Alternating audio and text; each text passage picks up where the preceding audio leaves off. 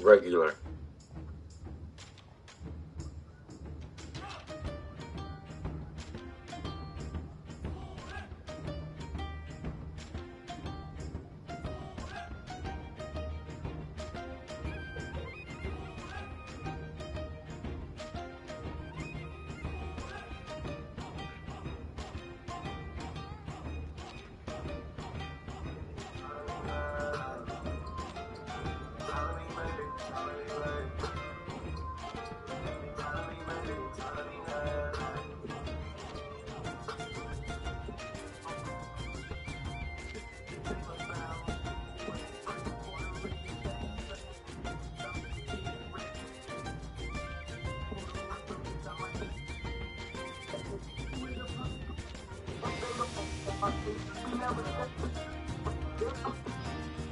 Really talking about what we finally heard LeBron James come out and say today. We're actually not saying this, actually. And we really don't hear LeBron come out and make direct statements directly towards the haters, the people that really, I think it was directed to people that try to create narratives of slander just out of the woodwork, no matter what he does, right or wrong. All right, today we're going to be talking about a lot of different things with LeBron James. We're going to be talking about the comparisons, the expectations. We're going to be talking about perceptions, his popularity. How I feel like there's a lot of fans, like fans of Jordan and fans of Kobe, who I feel are just jealous of his perception and popularity. We're going to talk about his on and off the court behavior, the things that, okay, yes, that deserves criticism, but then there are other things like we discussed with Dreamers Pro, probably don't necessarily deserve any criticism whatsoever, but you do and you will find that those avenues and those lanes of characters or content creators who will just make up reasons to hate on the man. Salute to Hink. Salute to Jay Steele. But we're going to also be dropping the link. Look, we're going to be dropping the link to bring you guys up pretty quickly here. So I'm just going to go through some things that I have kind of put together as to what led up to this. How did we get in a situation where the best player of at least this generation, if you don't want to say he's the best player of all time, he's at least the best player of this generation. How did we get to the point where the best player of this generation is constantly under the ire of fans who want to say he's underperforming, say he's not that great? You know, when you look through even just my comments from my last video, I'm looking through, people are saying, oh, he's really not that good. He just bullies his way to the rim. We're going to be talking about all that. We're going to also talk about market saturation and branding. Right? When we talk about perception and popularity, I think the market saturation and branding go hand in hand with that. But again, it creates a level, to me, of jealousy. And then we're going to be talking about just shared criticism all together when we talk about just the moves that he's making on the court. When we talk about the moves, when he went to Miami to what? He went to Miami to be with a better organization, with a better team, with better players to ultimately win. As opposed to people looking to that move as if it was a move that was based on just playing at a higher level, playing at a more competitive level consistently. People turn that move into, oh, it was a weak move. He went and joined up with better players so he can win. I get confused by that because in one sense, they're always questioning if these guys actually want to play to win. And then when these guys actually individually, separate from the team, go out and make moves that indicate they want to win by placing themselves with better organizations around better players, then people say they're cheating the system to try to win. I don't know how these players today can win or lose, and it almost sounds as if players today can only be considered winners if the owners and GMs finally wake up, put a team together for you. You happen to be on that team, and then you have to win with the team that owner and GM put together for you. And there's no other way around it. You can't go create your own narrative. You can't leave an organization that's basically showing a history of not wanting to go out and try to win as much as some of these players are wanting to win. It's just people say all they do is bully his way to the rim and score. You know, this, and that's the thing right there. It's just like the people that generally say that, oddly enough, those are people that are generally Jordan fans, 90s fans, 80s fans, where they brag about a more physical brand of basketball, where they brag about how if you come through the lane in the 70s, hey, you're 90, you're going to be on the ground. But then when you see a physical, kind of like the LeBron James, then you hear complaining about he's being too physical. I don't know how he can win in some of these cases. But see, there's a lot of people that stand on these arguments. That I'm dropping the link today because I want to get you guys up here. For all the people up here that were in my comments hating on LeBron, try to downplay everything he does. Those are the people that I want up here today. Jay Steele says, Jay Steve says KD went to a 73 and 19. And see, even in that same sense, I don't knock KD. See, I understand why he went to a 73 and 19. You want to be a part of a winning organization. It doesn't matter what they've done in the past before you got there. Their successes of the past is why you want to go there. And it's been like this in every sport on every level of play. And I like to use college basketball as the best example. When kids are getting recruited going into college, they don't go pick Tulane. They don't go pick, there's some schools, because of their past track record of losing, they get eliminated out of the equation. There's a reason why the most winningest schools generally get the best players. It's a reason why the most winningest coaches always get the best players. And there's a reason why they continue to get the best players. Like, do we knock 5-star recruits? You went to Kentucky, man. That was a weak move. They already got 3 5-star recruits. They already got 4 All-Americans on the roster. That was a weak move.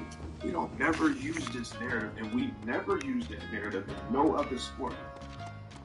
And this narrative has never been created until LeBron James came around.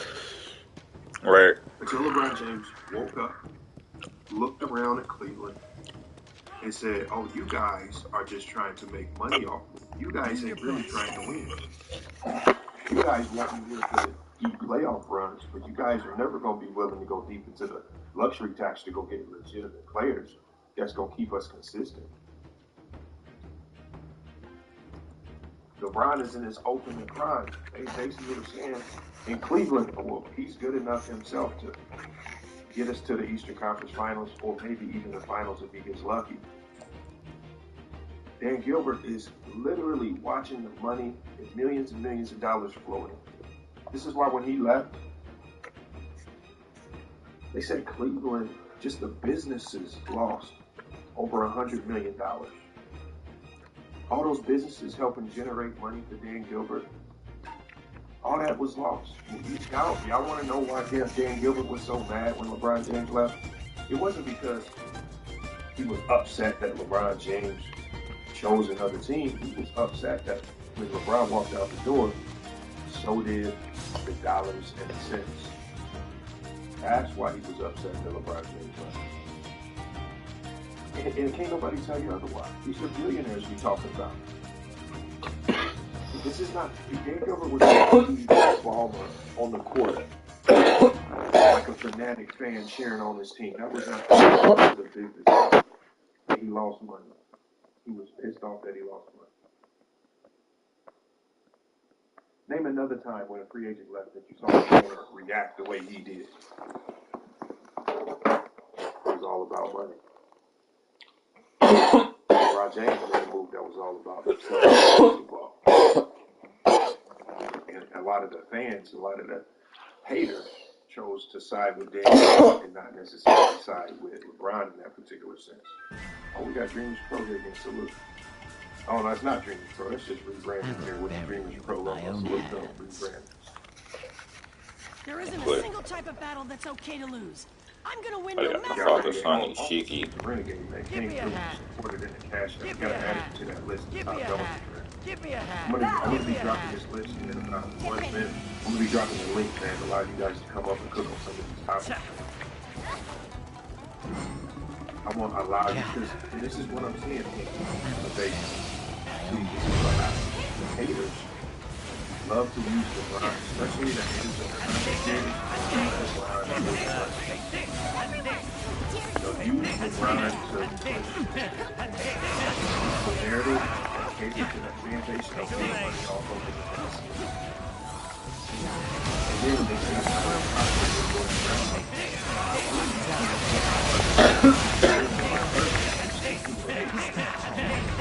Then they get so desperate.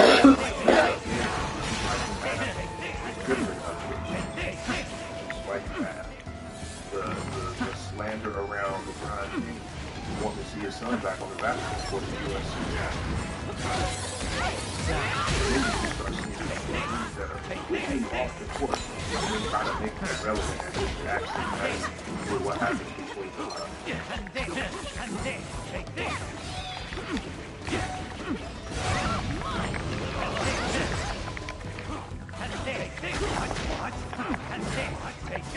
What was that?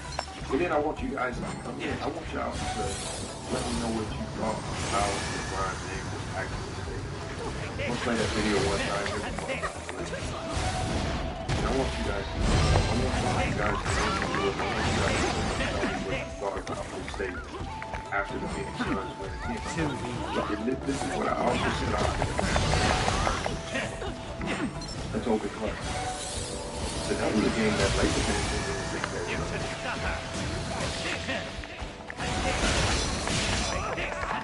And I think when we look at the LeBron James, I think about 20 to 30% of that I blame strictly on Laker fans.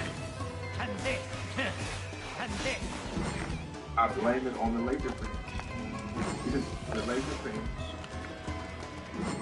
what are they doing? How do they play this? The Laker fans are putting out extremely unrealistic expectations. Look at Jordan.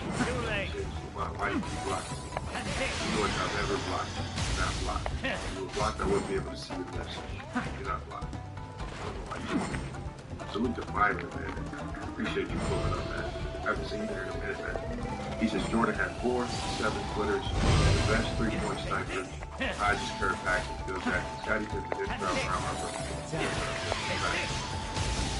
But one thing you will never hear them say is nobody will say that Jordan had a super team because they had more running around trying to create narrative to denigrate the great team that just got their own work. People just saw this great didn't necessarily care how the team got put together.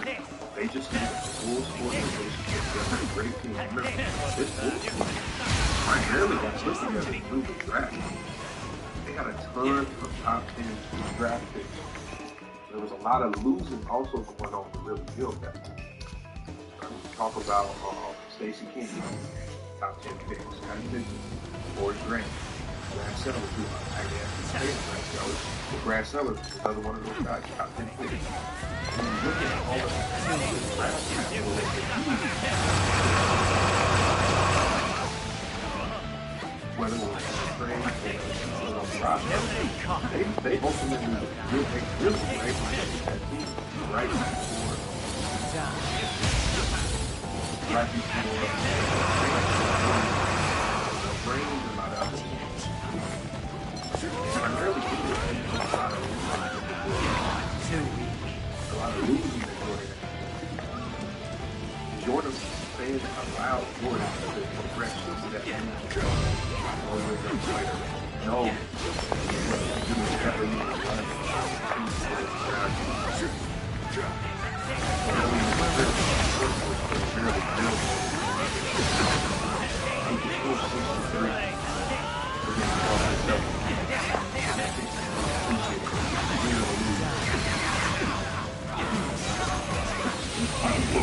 Defensive player of the year and MVP would not be on a very good team.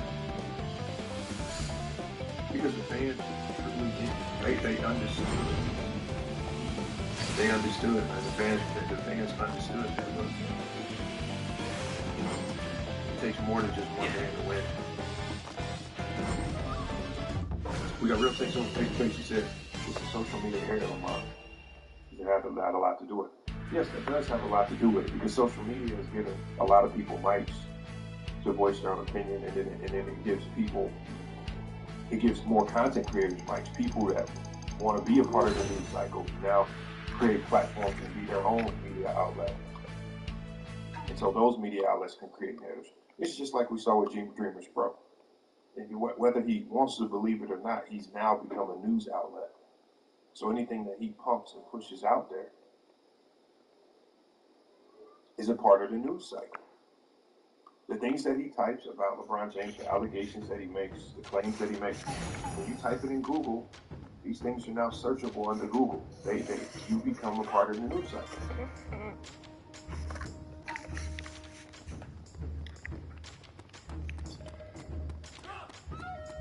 So Mio Jester's one of those people that blames the LeBron James fans. Mio Jester, I think when y'all try to run around and blame the fans, that's just y'all desperately seeking an excuse to validate your hate. You gotta understand that fans of players are all fanatics. Fans of players are all fanatics.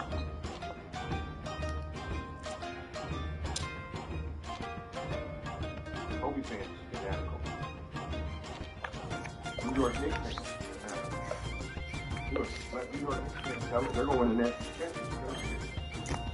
They got a shot to win it. So all of a sudden, out of all the fan bases of players, it's the LeBron James, not the Jordan fans, not the Kobe, not the Magic fans or the Lakers fans, not the New York Knicks fans or the New York Knicks fans, not any of these fan bases. It's just all of a sudden, it's the LeBron fan base. They pop up and they're the ones that cause all the problems. Don't make no sense. Fans haven't changed. Fans are going to do what fans do.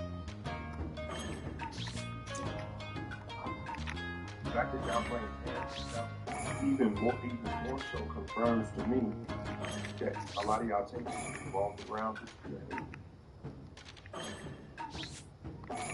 Because y'all can't even produce a legitimate excuse for some of the narratives y'all put, other than blaming fans. What do fans have to do with LeBron James?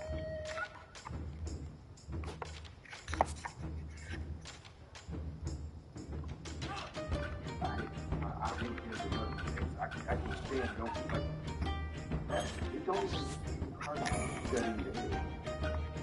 So if a whole bunch of Denver Nuggets fans can start gassing up your all of a sudden they'll stop liking you.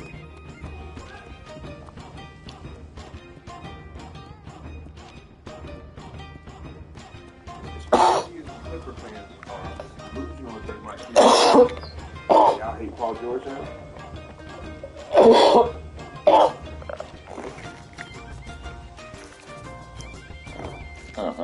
That's how I know y'all make that up. I blame, and then when we say, okay, who are we talking about specifically? What haters? Like what LeBron James fans are we talking about specifically? Let's go. Can you name a name? Can you give me an example? Then when I get to asking that, it's just all of y'all. It's just then you can't give me no examples. You can't give me no names. It's just a whole bunch of generalities. It almost kind of sounds like you just make it up on the spot. Facts, Nicholas Brown. Y'all get them likes up. Hitman X says, I do hate Nuggets fans, though. Biggest front runners in the league. And, you know, Nuggets fans are Nuggets fans. Hitman X, it's just their time to be on top right now. Just like, this is one aspect you got to accept, Hitman X. When the Phoenix Suns had their run, and they got to the finals, there was a lot of people that hopped on the Phoenix Suns bandwagon and was gaslighting the Phoenix Suns. When it's your time, it's your time. You know, when you put together that right team, when you have the best player in the league, it's just going to be your time to shine. And you're going to gain a lot of fans, just like the Lakers gained a lot of fans when LeBron James came over. It just, when it's your time, it's your time. It don't last forever. I mean, the Denver Nuggets already lost Jamal Murray. He's dealing with a hamstring injury. He's not going to be back for a while.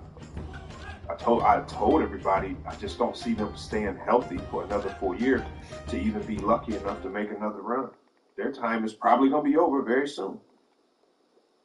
But right now, the Denver Nuggets on top, they're going to do their talking. That's how fans are. It don't make I don't turn what the fans say into hate for a particular player.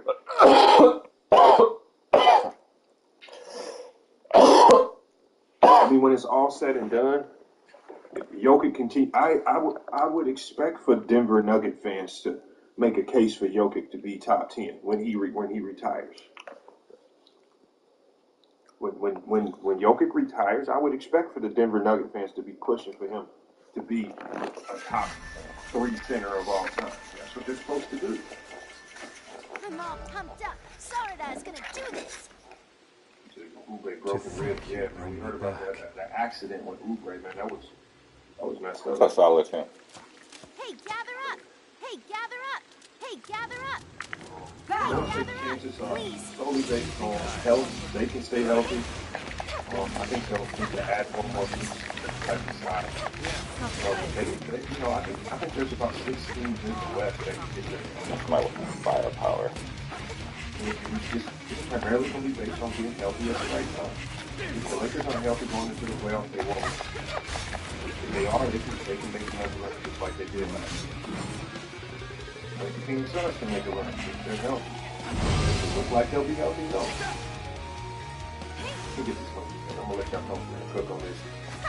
We're cooking on LeBron James, man. We're cooking on the hateful narratives. Y'all saw him come out and he defended Ken Reddish. A lot of people, even in this stream when we were talking, they were saying, our dream should have took the last shot. We played the last shot. We saw that he really didn't have an angle to shoot it.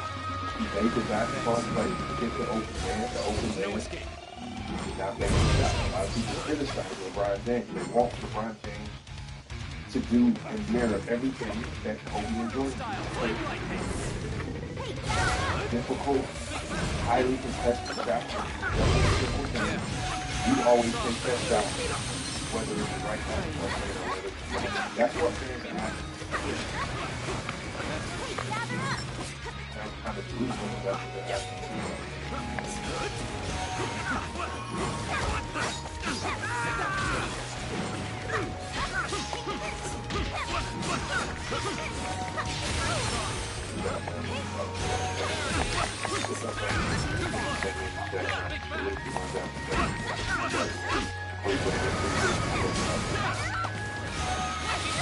Gotta talk about it. Like I said, I don't know how long it's gonna be like. I don't want it to carry on. Like I said, this should be a top. We should be able to the bottom of it. We should be able to address this very quickly.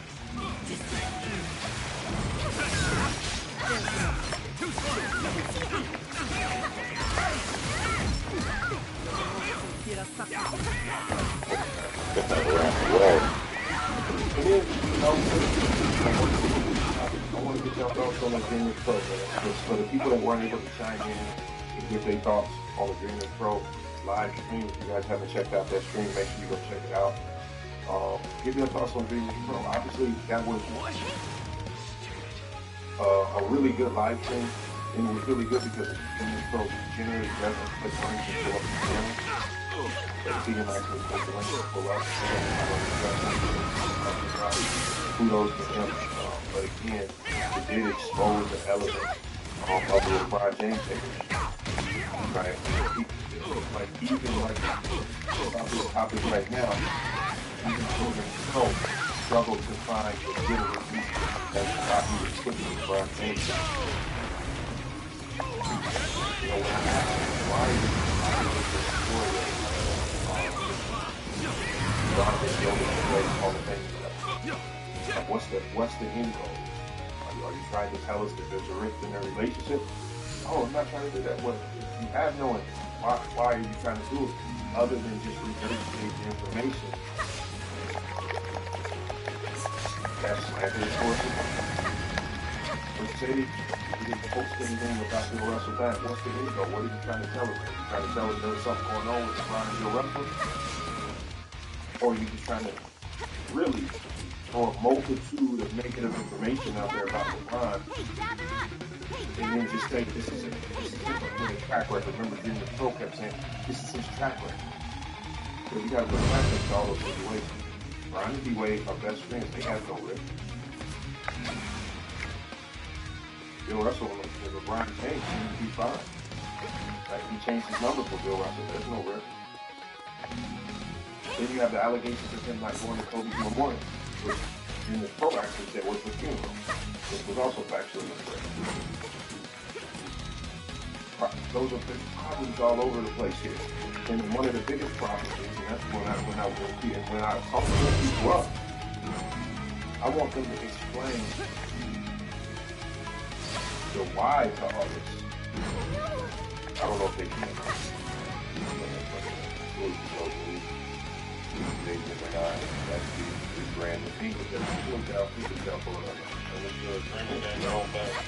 What's up, man? What up, man? Hey, hold on. Do I have an echo? I need to Nah, you don't have one. I know there's like a glitch with StreamYard right now. Yeah, with Androids, you got an Android, you have to have headphones. Nah, you ain't got an echo. You still sound like a female, but you don't got an echo though. Dang, alright. Okay.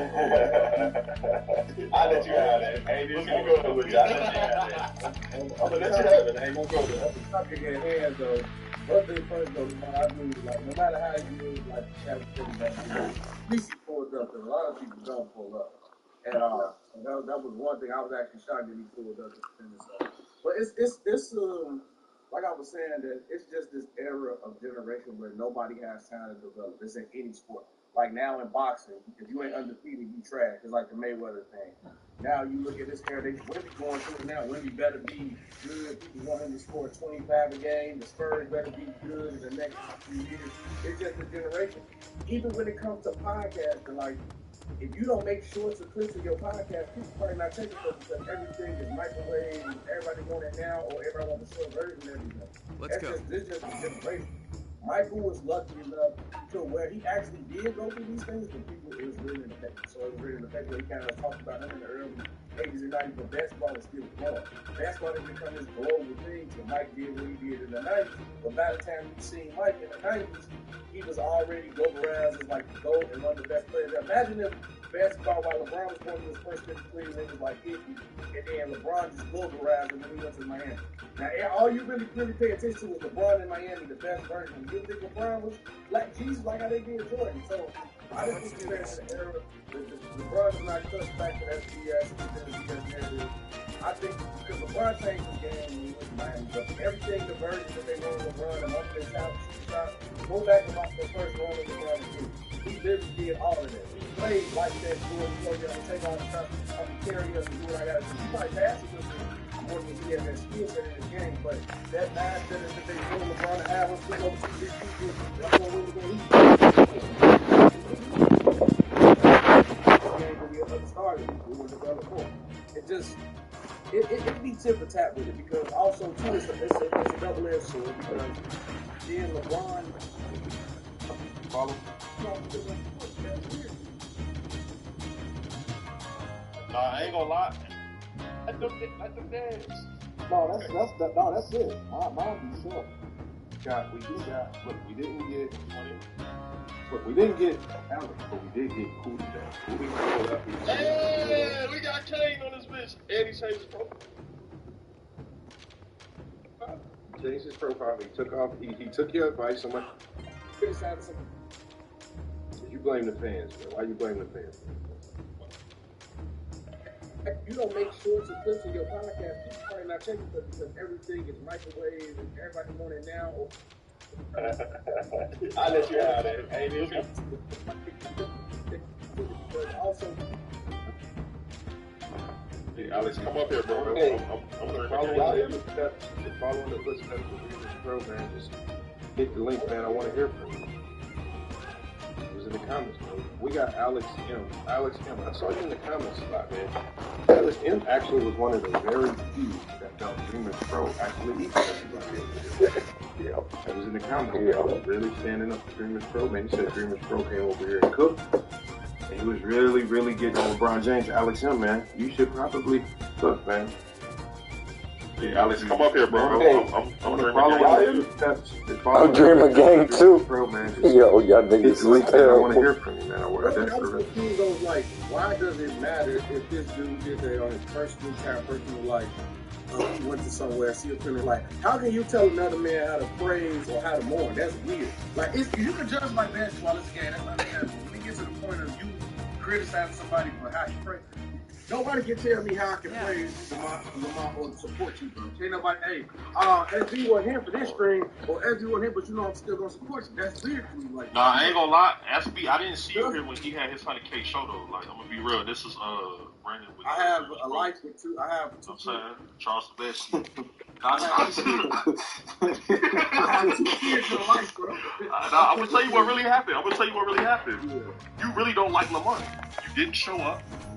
Damn. He said you show up. Hold on, Brandon. We didn't get Alex, but we did get Hootie though. Hootie pulled up. Hey, we got Kane on this bitch. And he changed his profile. He changed his profile. He took off. He took your advice. Somebody in the last stream said change your profile, but okay. he took your advice. James took off the red shorts. James took off the red shorts with the boots with the furs. All right, what's good, gang? What's up? Now, as far as what I think about this, listen, I'm gonna give my man LeBron credit. He did, pass it to Cam Reddish. Hey, he hit the shot. It is what it is. But my thing is this: can you forever depend on Cam Reddish to hit that shot? That's all I'm saying. No. Do you get that he was like actually making the right play? I've never seen a player get knocked for making the right play.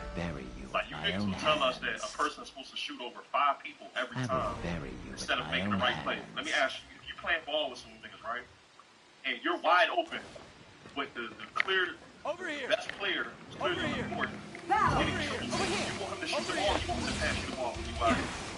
He could pass it to me, but if I'm shooting like shit, I'm gonna expect that pass. Bro, you niggas got mad that Ray Allen got a shot. So it's like which is it? Ain't nobody get mad about that. I ain't expecting the best player to take that shot. Wait, don't stop. Hold on, one mic, you want me to get mad, yo, for real. Like I said, though. So you would rather a nigga shoot over 4 people so you're wide open. That tells me a lot about you. That tells me a lot about you, though. Like, you rather another man take a shot with 4 people in his face than you sit there wide open. So y'all tell us that the one get you just get shoot open. A lot of people in the NBA should be getting shoot open 3. But they can't make it. Right. They should have the shoot open later.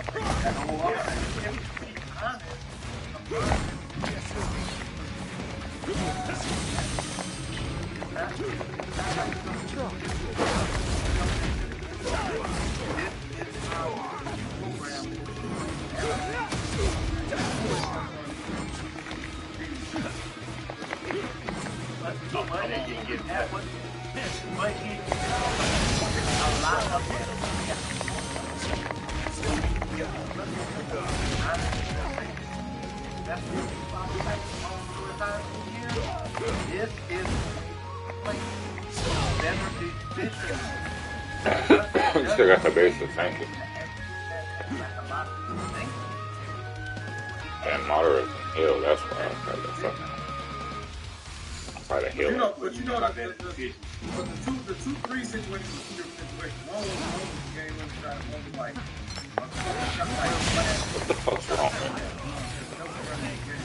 but at the end of the day, he's still in it. Yeah, you know what I'm saying? I wouldn't say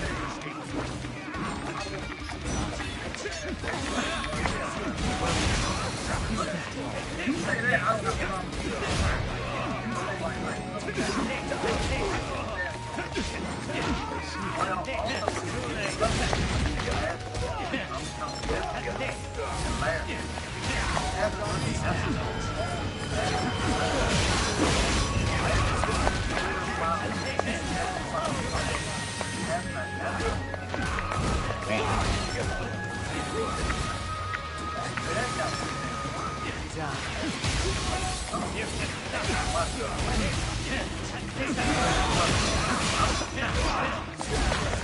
So you saying my thing about the bond?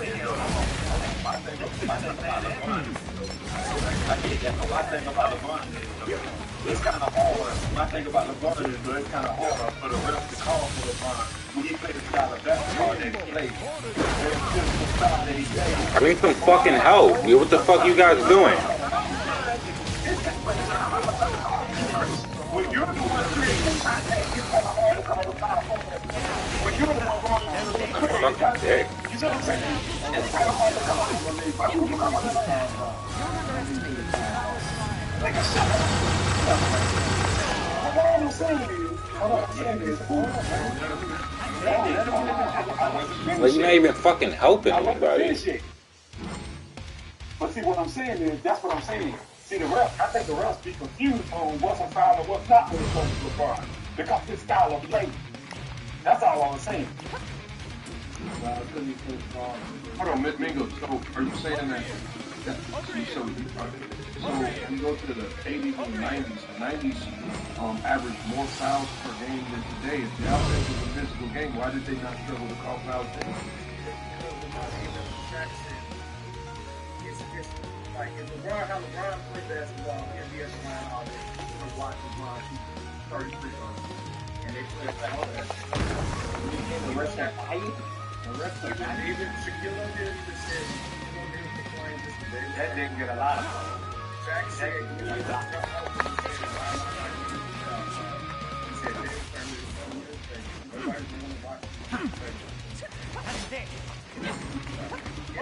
you want to call it bias about they not going to still they're not going to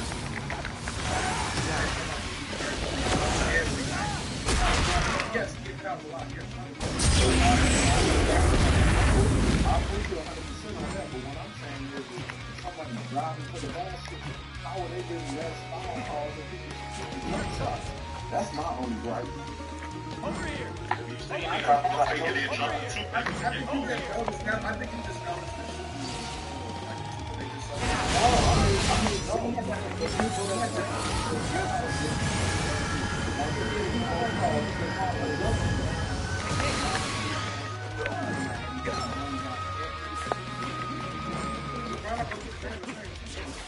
So when you get contact, if you so strong, I personally think that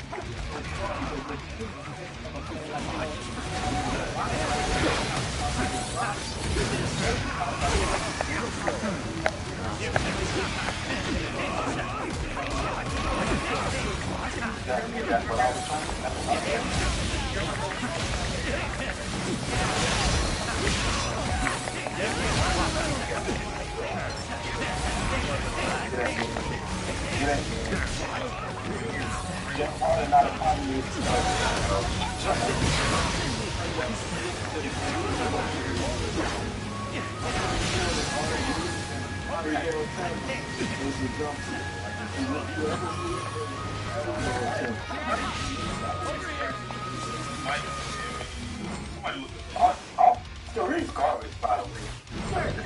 He's garbage, by the way. I don't think he's garbage. And I'm not really garbage. Without those free throws, you're not gonna play without those all those free throws. You got to try it. That's what I'm saying. The last two games. The last two games. But y'all ain't been garbage. Little question. That's why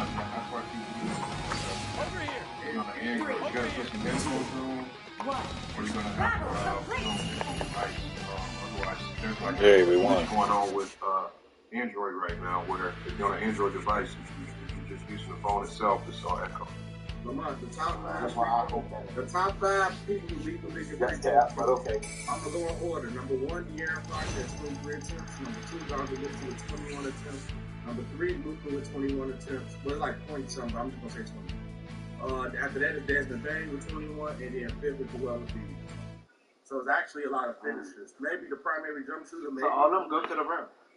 Yeah. Who's the primary jump shooter out of them 5? De'Aaron Fox, Donovan Mitchell, Luka, Desmond Bain, Joel Embiid.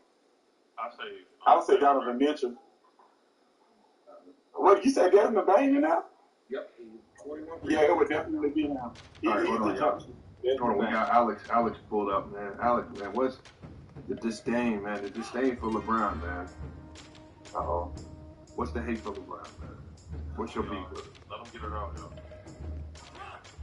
Mic check. Can you guys hear me? Yeah, we hear you. Yeah. Now we can hear you. We can hear you.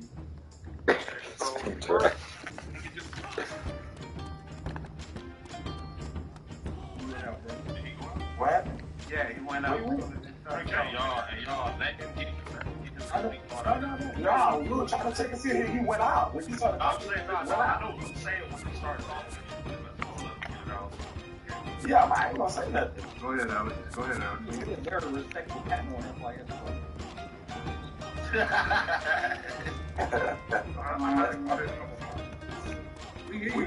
We hear you though. Okay. Alright, sounded like LeBron in the clutch, man. Hey, what's up, man? What's up? Well, okay. I don't hate he's a great player. There you are. Is he as great as Jordan, Kobe? No. But What's wrong with you? I can agree. Just because I say it from 6 years old doesn't mean I think he's garbage or trash or whatever you got. That's the foundation. He's a great player. Yes, I agree. Well, can I ask you a question? Let him finish. Let him finish. He didn't get a takeoff yet. He was just Y'all niggas ready to hop out the car. So, you know, I think you, and it's part of it. It's not entire reason. Part of it is the fan. I'm the gun. Shiny shot content. Go past. You're upset gun. When he does something good, okay, I understand. Great. But the fans will they'll take that message and turn it like 100 sometimes. You know, I go on these Facebook comments and I'm reading these things and I'm like, Agent or Gates yes, he's good. Yes, he's getting his points. But you also have to dissect. Hey, he's getting his points. Been towards the back. I think that's like 83%. More feels back. So,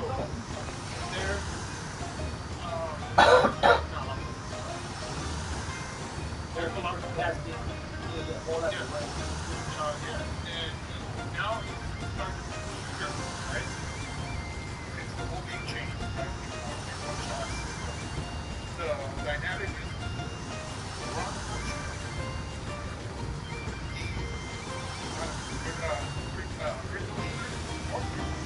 but he's chucking them up. He's chucking them up. Why?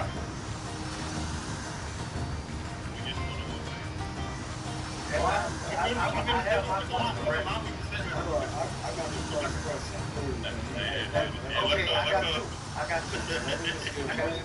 me just ask one thing. Now, my question to you is, if Michael Jordan is the GOAT, when you look at all the statistics like points, rebounds, assists, and steals, Jordan Number one. So what is he? That's the lamest argument ever. Hold on. Let them dance. No, that's it. I'll be sure. That's the lamest argument. Ever. Well, Monday, if I could get our clothes. So we all agree that Jordan, Kobe, LeBron, Bird, Magic, they're all in the elite, right? First class, top tier athletes in the NBA, right? So we have to kind of grade on the curve, right? Because yes, Jordan can score, yes, LeBron can score, Kobe can score, Bird, Magic, they can all score. So they're all in the same class. So we have to grade them differently. Oh, because the goal of Storm is LeBron.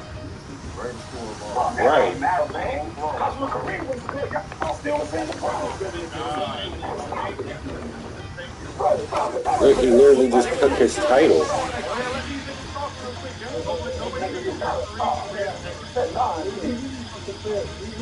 Before we go, because Alex is talking really spicy. He said it's interesting about how the tone changes when people come up on it while in sports. But let me say this, because we can go into the voice debate, no doubt we can go into all that. But what's the issue when you talk about LeBron James? When you talk about his ability, what's the issue? How would you change your opinion of his game because of the popular opinion compared to the media? Why is that changing? When you watch it? That's not just part of it. That's the entire league. No, but what changes when you watch the game? Do you watch the game and you hear all the LeBron fans in the background and you salty? Like, what changes his game? Okay, let's talk about on the court first. Okay? He plays no defense. Oh. No defense. You tell me he has the highest basketball IQ. Yet he watches plays in front of him and he can barely take a step towards the ball. So you measure LeBron by year 21 standards? No. He has not been playing defense, I believe. Well, What year did he stop? Let's answer that. What year did he stop playing I would say he started slowing down around. No, not slowing down. He said stop. Down. Well, not slowing down. He said gradual. stop. It's gradual. But when I noticed that he wasn't making 100% effort on defense, was after the Warriors beat him the first time. Really? Okay, 2016, 17, 2015. Hold on. 2015, LeBron stopped playing. Okay, so This nigga's an now we idiot. gonna do this. This is a troll. Right? So, how many players in the NBA currently today, right, play that two-way 100% offense and defense that you're talking about, right? How many players do? Yeah, I agree. I agree. No. That's not about. I agree. I asked you a question, bro. I don't know. It's less. It's way less than it was back in the 90s. No. Give me the players though. If you say nobody, then how we measuring LeBron in year 21 to that standard, and nobody in the NBA is doing what you're playing? He's the face of the league, right? No. He's the GOAT, right? Actually, he's not the face of the league. Bro, you're not answering my question though. Which players in the NBA give you that effort that we're talking about? Okay, off the top of my head, Kawhi Leonard, but he's been hurt. Okay, he's been hurt. Right. This nigga said Kawhi Leonard. So you bring up a nigga that's eternally like what? This nigga said Kawhi Leonard. That's the first one that popped in my head, right? Okay, keep going. Hold on, y'all. I think y'all asking the wrong question. Yeah, I think so too. Because now we go down. Nah, he's actually the right. Questions is, because he said a lot of stuff that just before you even get to dive into the meeting. This nigga said Kawhi Leonard. He said a lot of stuff that was just factually inaccurate. We can start with the shooting. You say LeBron James is not a good three-point shooter. LeBron James has played 20 years in the NBA. He's only had 4 seasons where he shot below league average. The rest of those seasons were either right at league average or higher.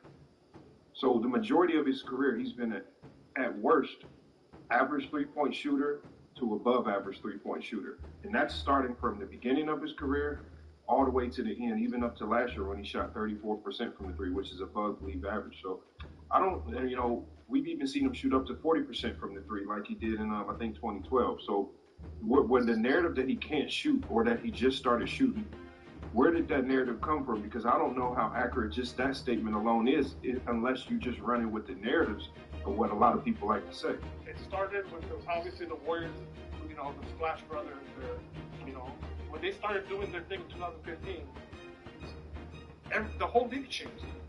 everybody's pulling up from the logo, right? This nigga said the logo. So you're expecting him to shoot like them? Are you expecting him to shoot like Clay? Well, no. What the dream is pro.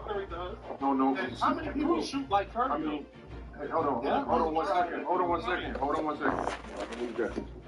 So the thing is, do you think when LeBron James faced the Spurs the first time in the finals, right? When he faced the Spurs the one time in the finals. Hold on, let me get him out here. We can hear too much noise. What the hell is going on? Alright, hold on. Yo, I'm fucking weak. So what I'm saying is, I'm fucking weak. I'm fucking weak. High IQ player. So being a high IQ player means understand. I know, but being a high IQ player means understanding how teams defend you and what you can add to your skill sets, so it makes you much harder to defend. Right? The one criticism that a lot of people walked away with after he played the Spurs the first time in the finals is that the Spurs were able to kind of exploit his ability to make their mid-range consistently. And so what we've seen over the years is he's not trying to copycat everything that other people are trying to do. He's trying to make himself more difficult to defend because he knows that if they can defend me based on my weaknesses, that's a liability. I become a liability then. So him going out there and shooting a basketball and then it being efficient in it, that's just him addressing his weaknesses. So when did we start turning people adding layers to their game into the weakness all of a sudden? Like is he wrong for trying to be better? Is he wrong for trying to be a better basketball player? But it almost sounds like he got jealous. And on the flip side of that just conversely goes against Jordan's philosophy over it. Jordan publicly came out and stated, I don't want to get better at shooting threes because I feel like if I start shooting threes, because of, and this could potentially go to his basketball IQ. He says if I start shooting threes, I know I'm just naturally going to stop the guys if I don't be this aggressive, right? Jordan had a liability in this game, which the era allowed for because of the illegal defense, so he could have those types of errors. I mean, those liabilities in the game to get away with it. LeBron's in a league where he can't because of his own, because of the way teams play. He has that thing. Why do you knock him for that? Okay, that's like three parts. But first, a big difference from Jordan when it was Jordan. When Jordan, there were centers. You have to have Shaq, you have to have David Robinson, Duncan. So everything was. No, you didn't. You did? Well, to succeed, you did. Well, no, because the Bulls had Will Perdue and Luke Longley and succeeded. Exactly. Yeah, because they had Jordan. They didn't need a David Oh, Robinson. so conversely, to win championships, you needed great guard play. To make it look good, you needed a good big. Like Ewing made it look good. They never won. He is a generational player who changed the league. He never won. No, it really showed that the era was kind of back in time and wasn't really with the time and the skill set of the players that was. The earlier players got more freedom as the center did. Maybe they would have been more successful. Hey, let me ask. Oh no! Let me hold on. Let me let him finish. Let him finish. Okay, so all right, so yes, Jordan did guard play. He did what he did, championship, playoff run, whatever. So that changed the game when it was, all about Robert Parrish. Just don't hold me back. Big centers, big bodies in the hole, right? I'll have to take my guard up during this match. Then you got Kobe. Then you got Iverson, right? Wait. Hold on. Alex, I gotta ask you a question. I need you to back up a minute. You got on the house. No matter what it takes. Get him good. What's Jordan in the playoffs? I know you're stuck on the rank, and I understand that. What is Jordan's record within the playoffs? Because the championship game is done. What was his overall record?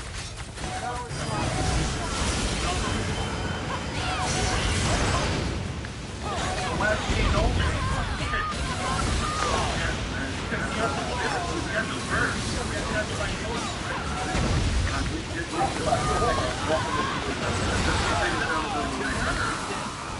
that's what they down that way. That's not Jordan kind of dangerous. What Jordan did was just like what Alex talked about. Jordan looked at the needs of the game.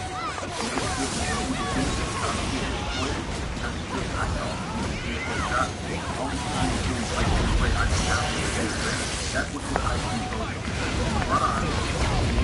Just like Alex said, you have to have three-point shooting, and you yourself have to be able to shoot threes yourself to space the floor because teams now can zone up. It makes it extremely difficult for star players if you have those big holes in your end. So we would see LeBron having to expand his game to be great. So all I'm saying is we knock him for adding layers to his game, knock him for getting better, and then we have some numbers and say he's only winning where he was below average in one of those seasons where he was with the shit with, I don't even know how much probably he said he's got. So really we're talking about a of below average 3 points. He's out of 20. That's what I'm saying. Where did the narrative come from? Like, where did you get the narrative that he couldn't shoot? Because the numbers don't say so. I didn't get no narrative. From watching him before. When I call that, so missing one shot doesn't make you a bad shooter. When I saw him pull up the logo, I'm like, yeah, but what the fuck? Bad shooter. LeBron used to pull up on the logo when you were getting pictures, bro. Back in the day. Wait, no, yeah, but that still doesn't. That's still not the point we're trying to make. I mean, him pulling up, like we saw Jordan take horrible shots and miss them. We saw Kobe take horrible shots and miss them. We've seen LeBron take horrible shots and miss them. That doesn't define. We shouldn't then define who's the Kobe deep 3 or game winner. Do we define say who's the horrible shooter? Why are you taking threes? No, because one bad shot. It doesn't define who Kobe is, just like it doesn't define Jordan or anybody else. But he averages for his career. He's about a 34 to 35% 3-point shooter, which is for your star player, for a guy that came into the league. And shooting was one of his big question marks. I think a lot of people would take that.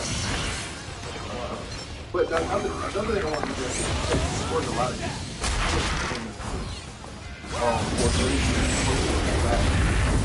What's your gripe with that? Why does he have to shoot? Like, why does he have to score from other places on the floor?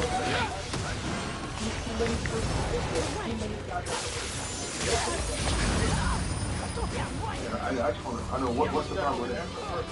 Well, no, I want to say, what's the issue with him scoring closer to the basket? Okay. I mean, check the basket. So, we can, my percentage would be pretty well 5 to the basket, right? Whether it's a layup or it's a little floater, right? The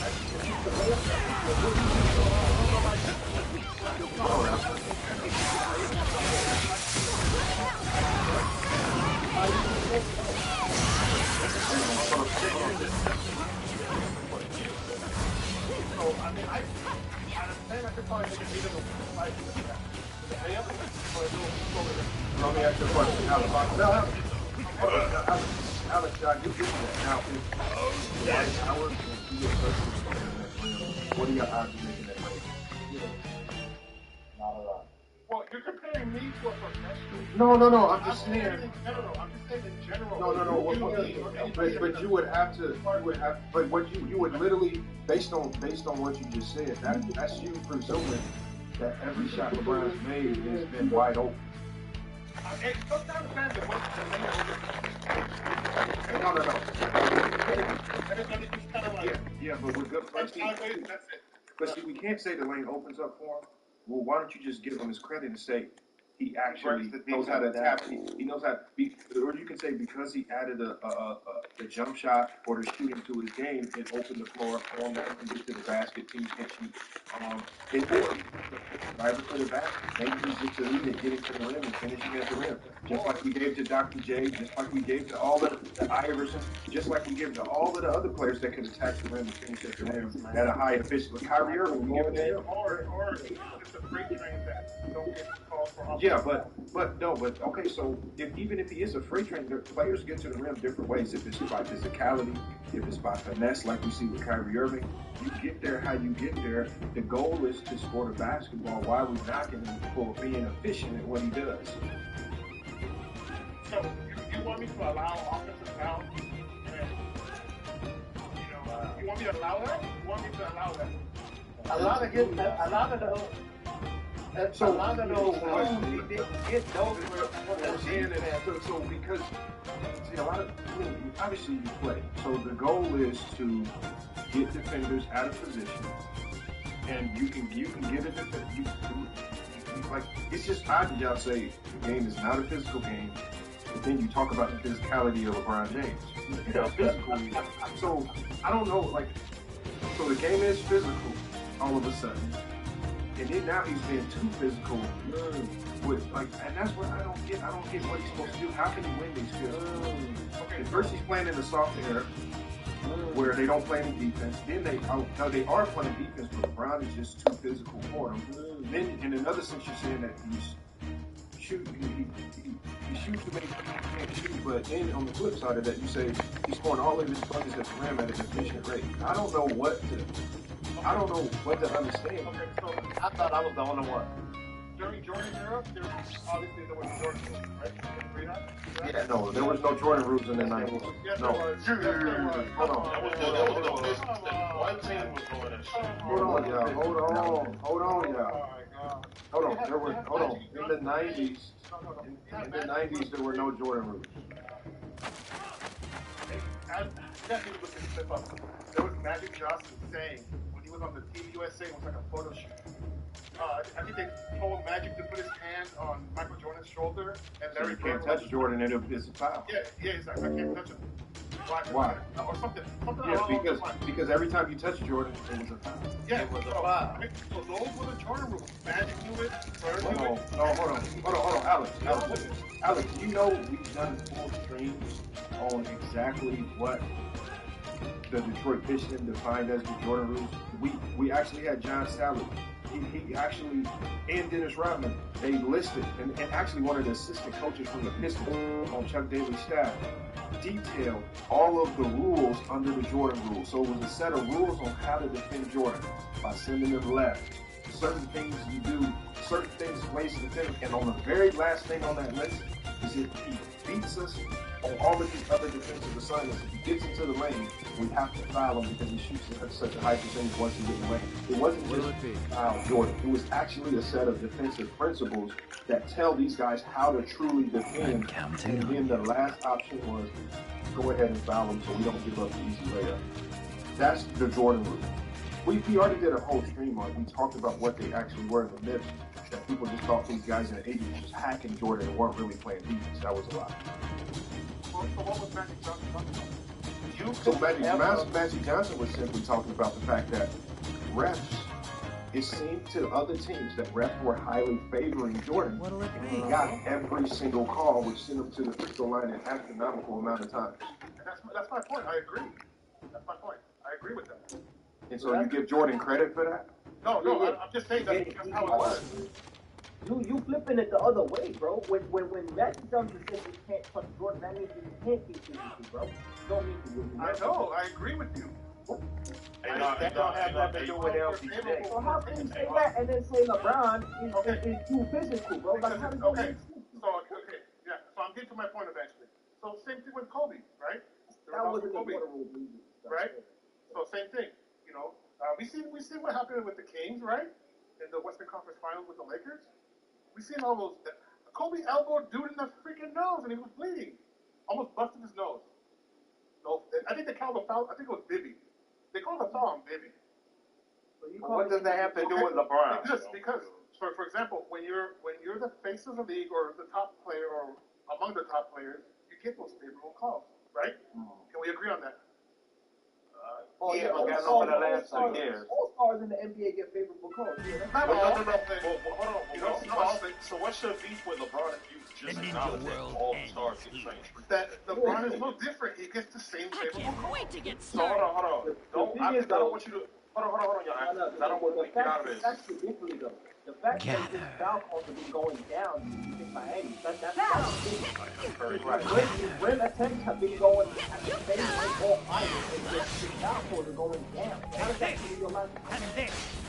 Well, I don't know the stats on those fouls, but I do agree that those favorable calls that LeBron is getting, that's why the they don't want to foul. Like, which one is it? That's why he's afraid of it. Hold on. He knows he can't be judged. Hold on, y'all. Hold on. The whole point of this is, I'm going to let Miner know the whole point of this is, it's this style. You know that.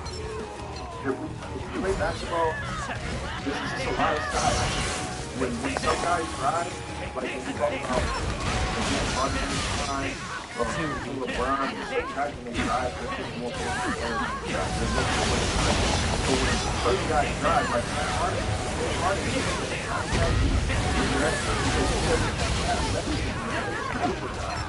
he didn't have a chance like Kyrie. He's stepping off the corner of the backboard, looking for him. He's getting his elbows wide. He's trying to knock you off so you can't jump as high. He's trying to finish a layup. So that's just LeBron's style of scoring. The question is, you need to ask yourself, it's just offensive foul. Yeah, nobody, no rep, none of the refs foul in the foul. A lot of people say Jordan was that. Jordan didn't foul out a lot of things. So, there's a lot of things you say, you just say it's foul. That's just a very weak argument. It's just not efficient. Like, it's just efficient scoring, just like Kareem Abdul-Jabbar. And shot a sky hooks, layup to Kareem. But we don't run around saying, oh, Kareem ain't that good. He just shot sky hooks and layup to Kareem. He's a 7-footer. Like, you don't knock people for how they score. You give them credit for just getting the job done.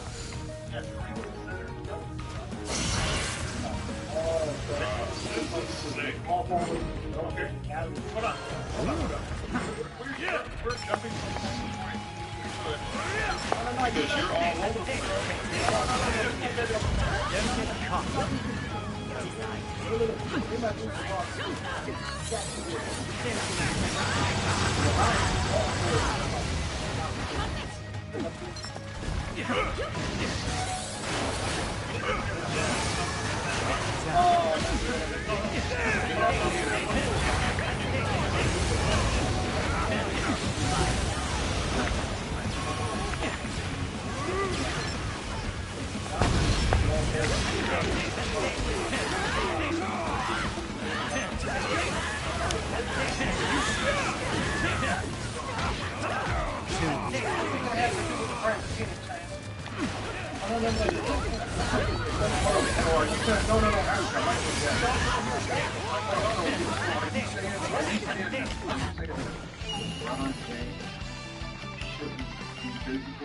If the defenders defending them aren't physical back, so this he basically should say, look, you should play now.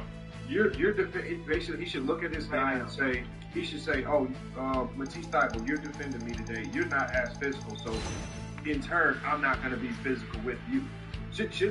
I think physical players, one of the reasons why they are physical because it combats, it really goes against guys that aren't physical. You don't want to. Defenders that aren't physical don't like physical players. You can't play basketball, bro. You can't play basketball. Let me ask you a question real quick on that subject. That's a fair question. I'm going to ask you, when a referee sees a player, like a LeBron James, come up against a player that is not a physical defender versus a physical defender, do you think they call the game differently?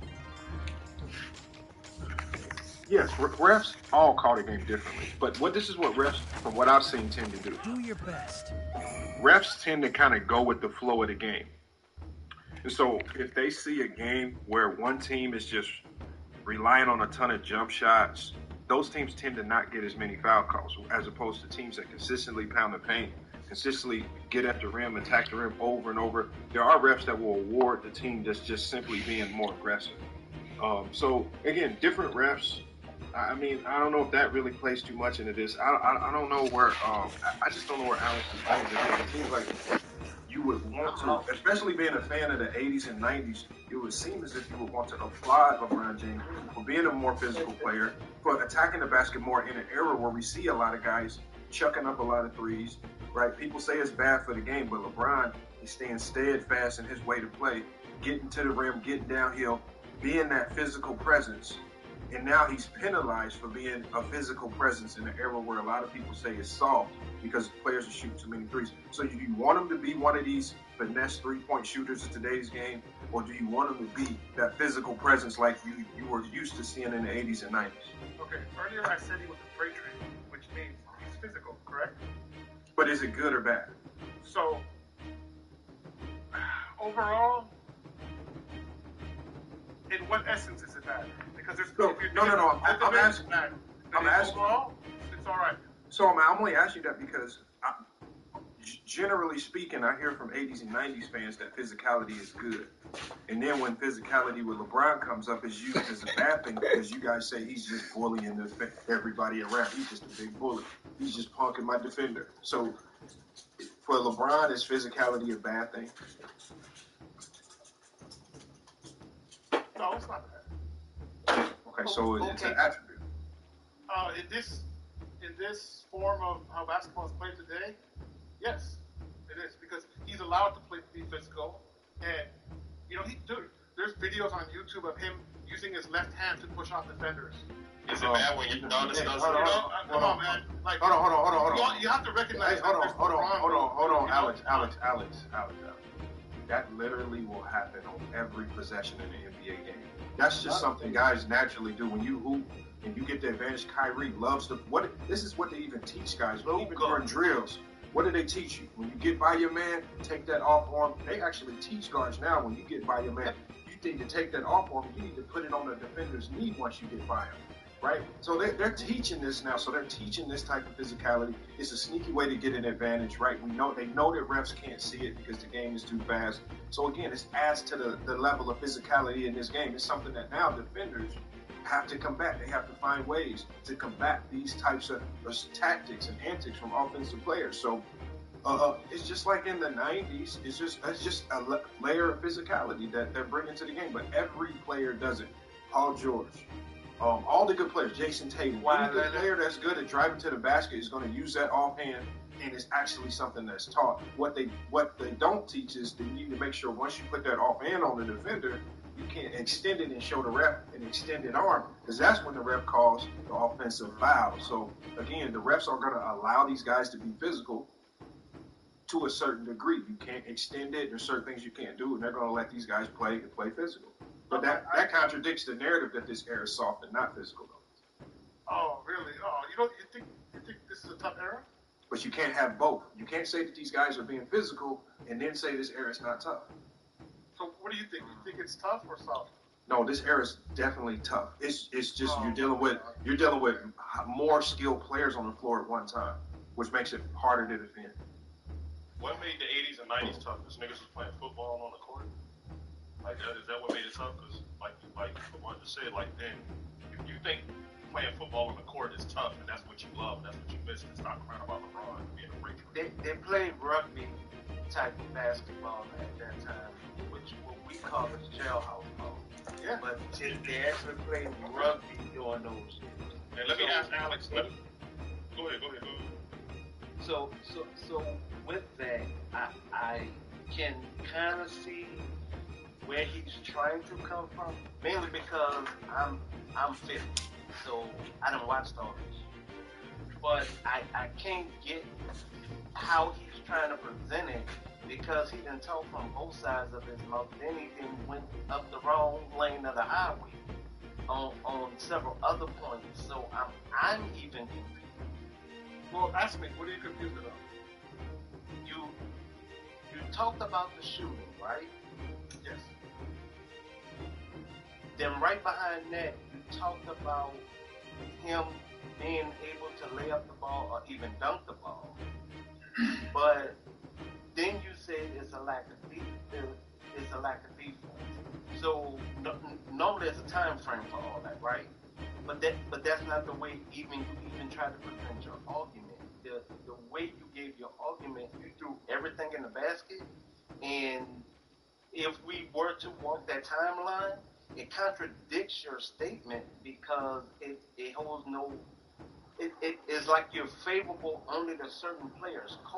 Michael and Kobe never seen a shot they didn't like.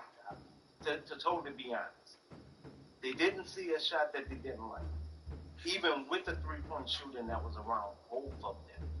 So we all can attest to that. But when it comes to LBJ making basketball plays, then you tried to hop on the shooting. So he shouldn't have basketball intelligence or IQ. He should just be a ball hawk. That's not the way that young man has played basketball since high school. And you have to be honest with that. Because remember, he didn't go to college, he came from high school. So he only had the prior teaching of his high school coach. I agree, and that's part of his growth that I believe is still untapped. In 21 years, what is untapped is the part I'm trying to get out of you, Michael. Okay. What's LeBron's what's his system? What is when he comes to a team? What's his system? He is the system. No, that's not true. Well, so he's operated under multiple systems. So there's been systems where he operated out of continuity system, our 4-out system, the 1-4 high system. We saw Spoelstra run a lot. Yes. We saw various systems. We even saw with under Frank Vogel, they ran a lot of pistol actions, and that was a pistol system. And they took a little bit from D'Antoni's book because that team was more in 2020 was more transition oriented. So they ran a lot of pistol actions and things like that. So we have seen LeBron. I think the most stagnant system we saw him run was early in his career in Cleveland, where they actually ran Princeton style offense. So we've seen multiple different types of systems LeBron James has been in. You can choose one you favor, but we've seen him play in a lot of different systems. The one that it was a triangle. That's their system. That's what they use to But no, that's what Phil Jackson used. No. And then Kobe used it. Okay, but how can LeBron use the triangle when Phil Jackson isn't? I'm not saying use the triangle. I'm saying what's his system. Okay, but he's had but LeBron has played under different coaches. He has to play in the system that the coach designs. Frank Vogel designed a pistol system for them to play in transition because that was a fast team that defended and got in transition. They led the league in transition points in 2020. And then hold on one second. Then you go to different teams. Like this year, we see them more 5-out teams, right? They're more 5-out oriented. Like in Cleveland, when they were early years in Cleveland, they were running the Princeton offense. You've seen them in Miami. They were running more things. Oh, you about to try to clown me, young nigga. Go ahead. Why you dressed like the Grinch that just stole my crop top? I'm LeBron James. Stop wearing shit like that, Wayne. Ooh.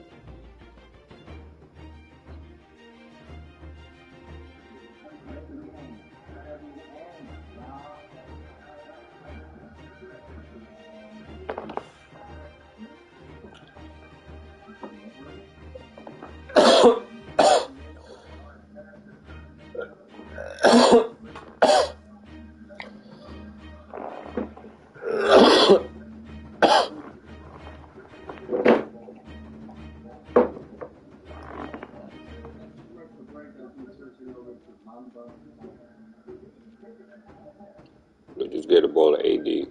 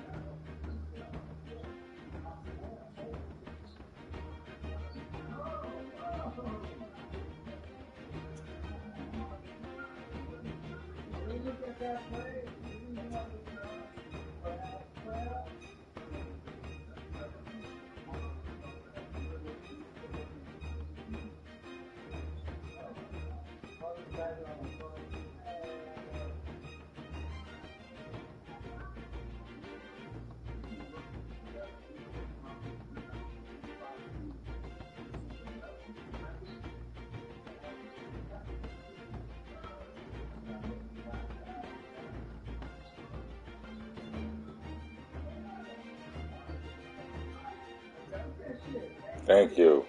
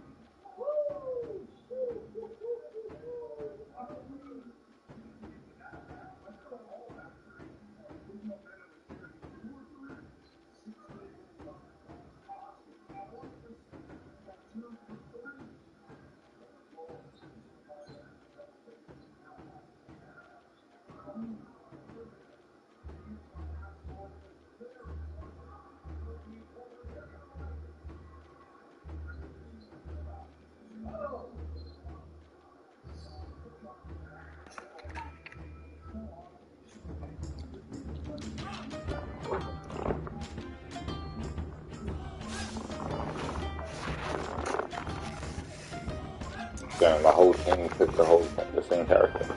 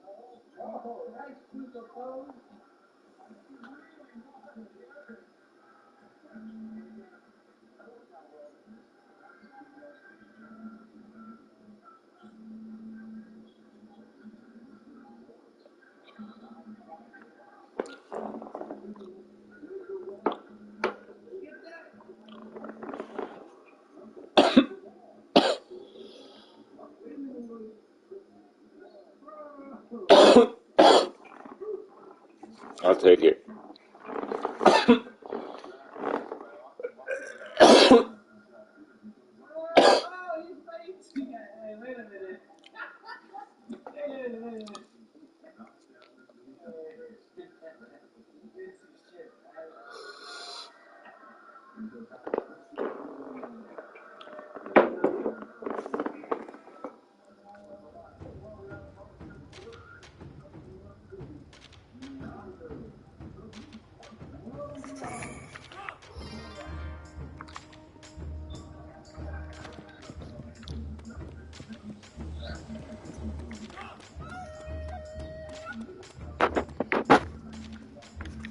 Yeah.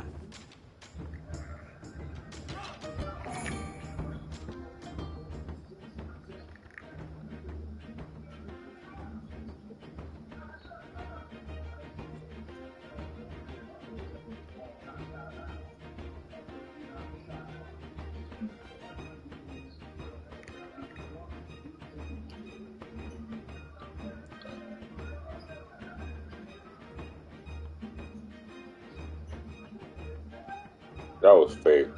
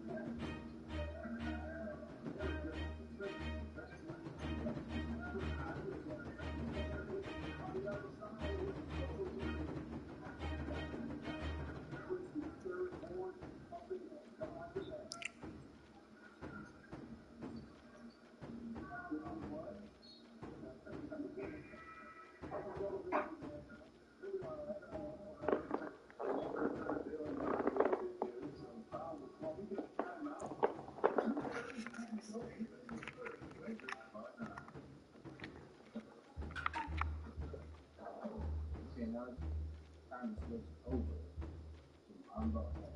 Like, I was wondering what was in it. I'm only going to survive. I'm sitting at ground.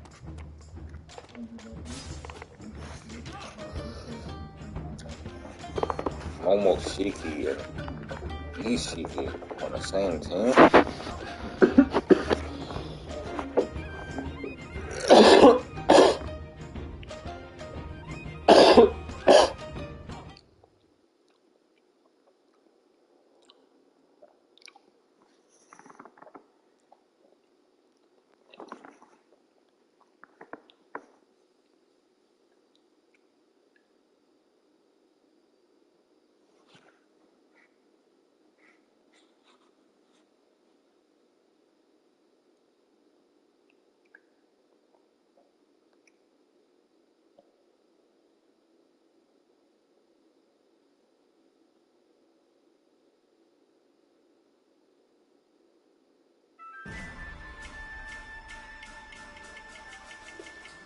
Play this match first.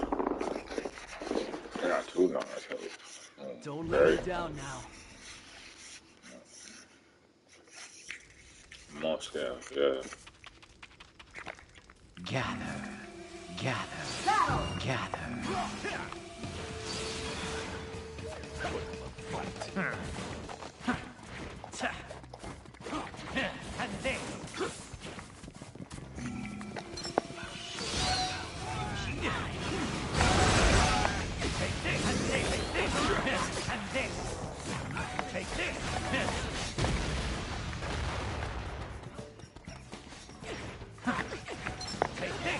No lightning, no lightning, no lightning. That's all I go with the lightning.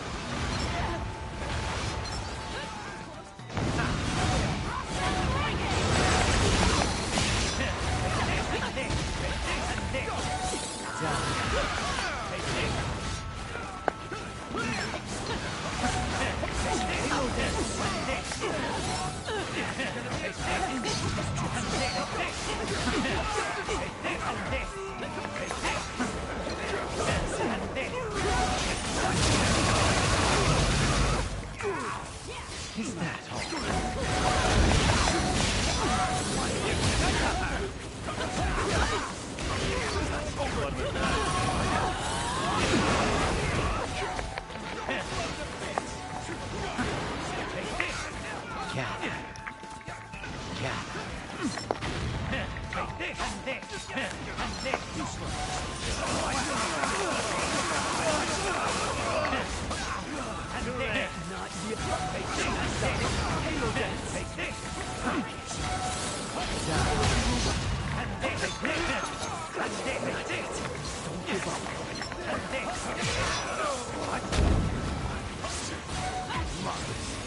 Dude, that barrier mode is mad cool. I'm not gonna cry. I'm not gonna cry.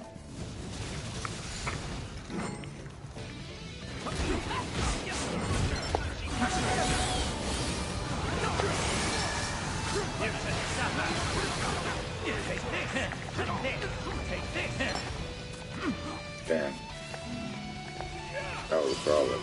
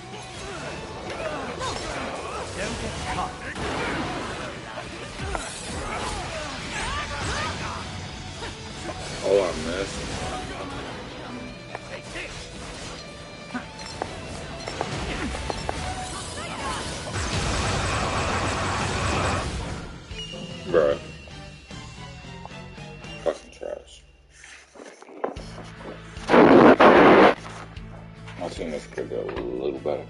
It's a Satan. He ain't have enough venom.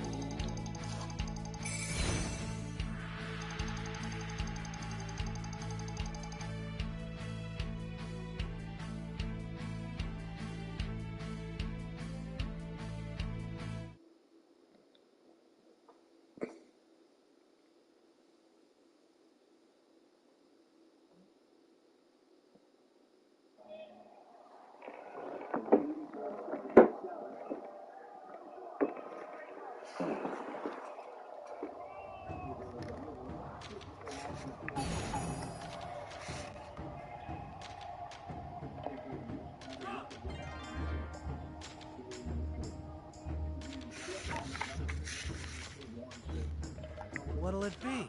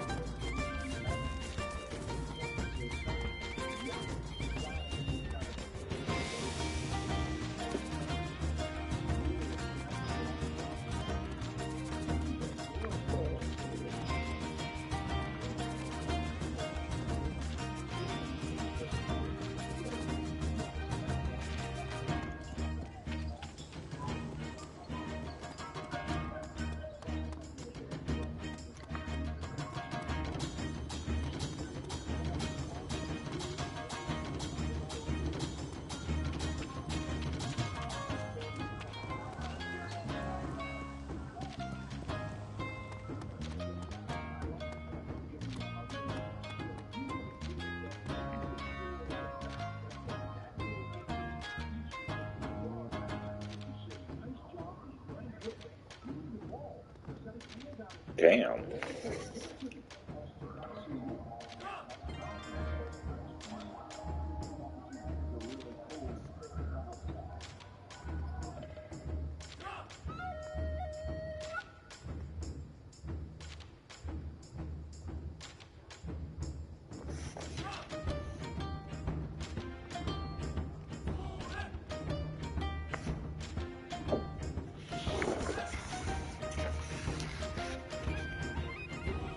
Yo, I swear.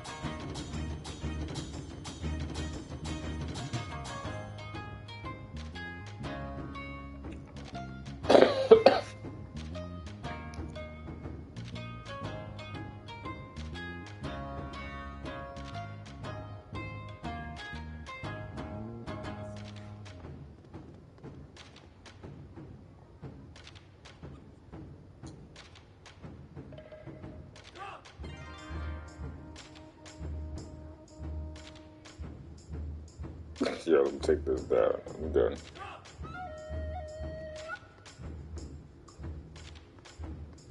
Open.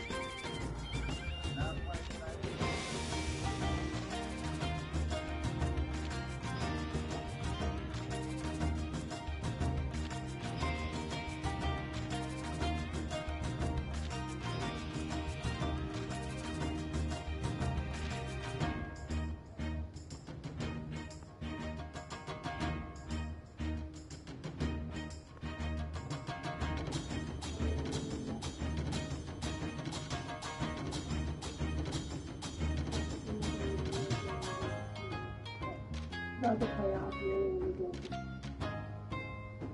Obviously, nothing really real good in the league to play right, but about the playoff, really, really good.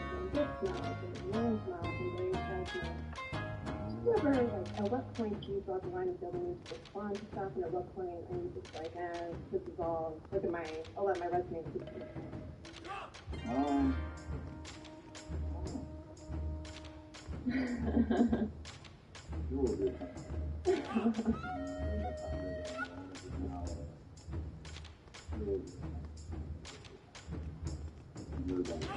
Obviously, nothing really real good.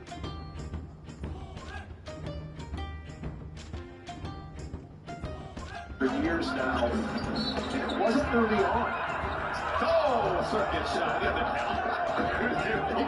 It won't count, but that is one. For years now, and it wasn't early on.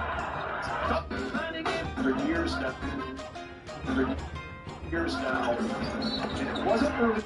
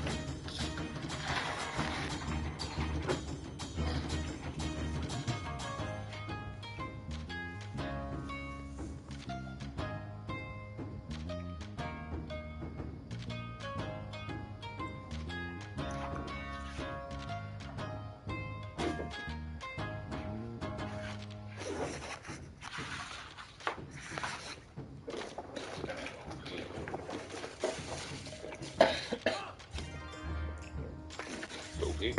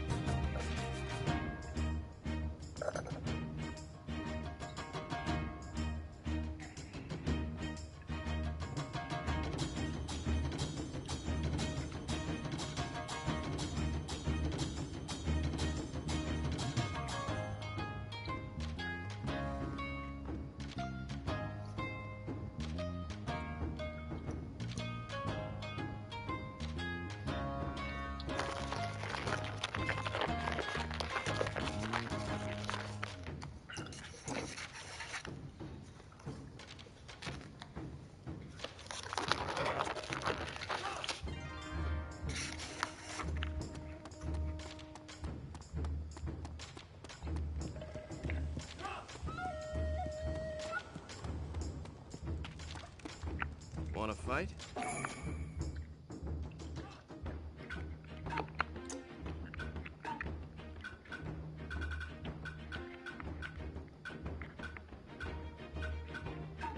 Yeah. I got it. Yeah.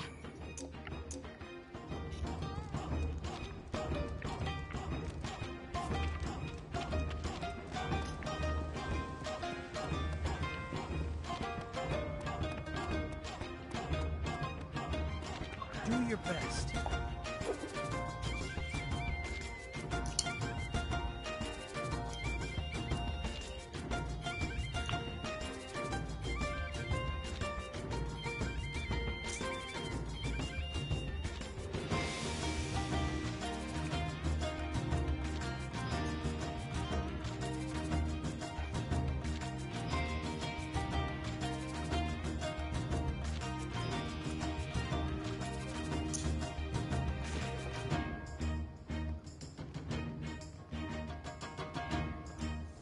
He punches away your subs.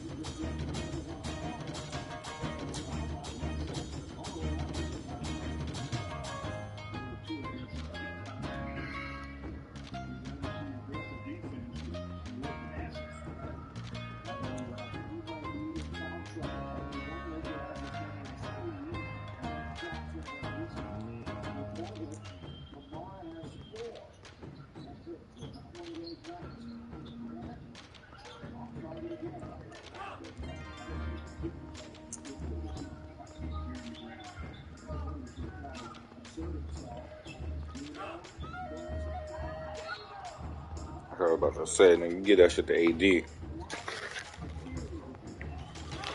better than everybody on that fucking court. He said, what? He better than who? Everybody on that fucking court.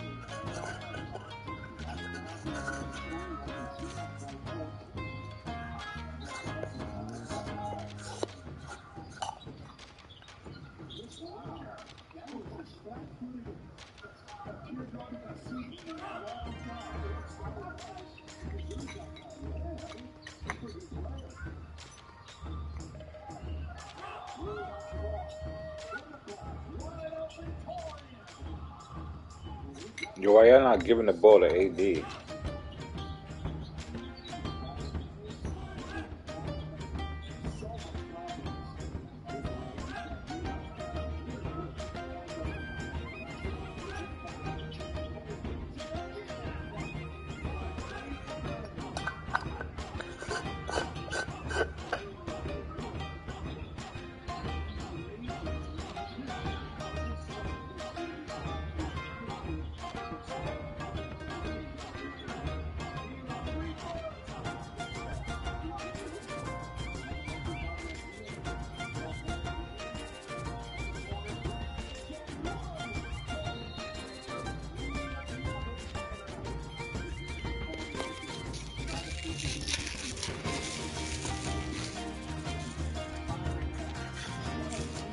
Fire and black, like fire, like the blazes. Get it?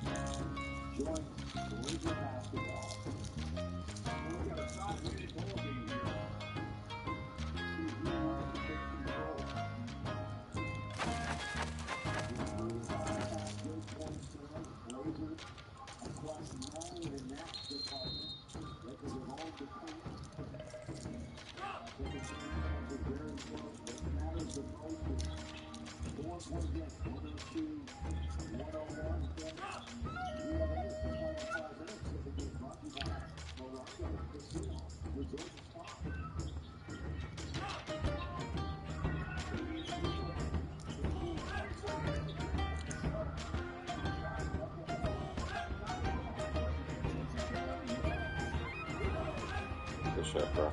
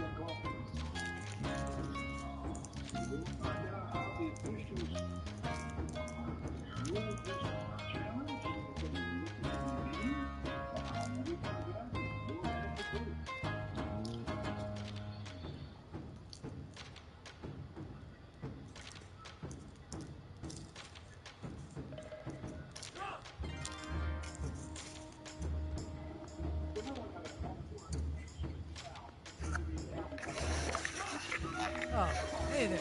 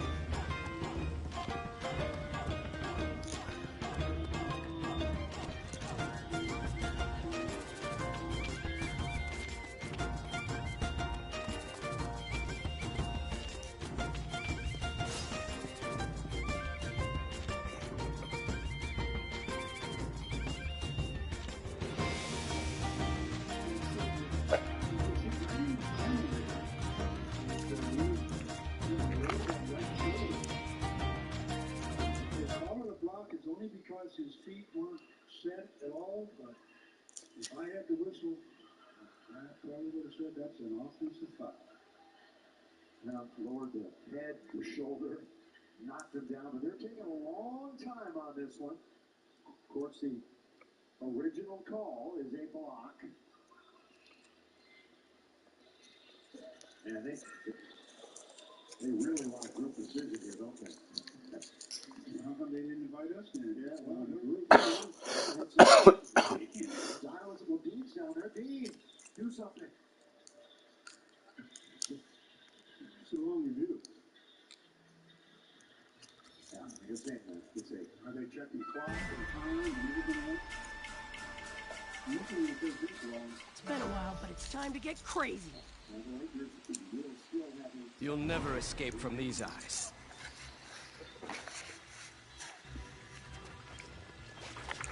Everyone group up! Everyone group up! Everyone group up!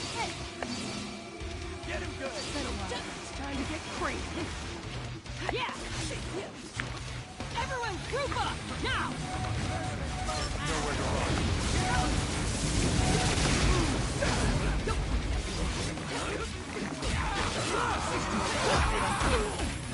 There's no escape.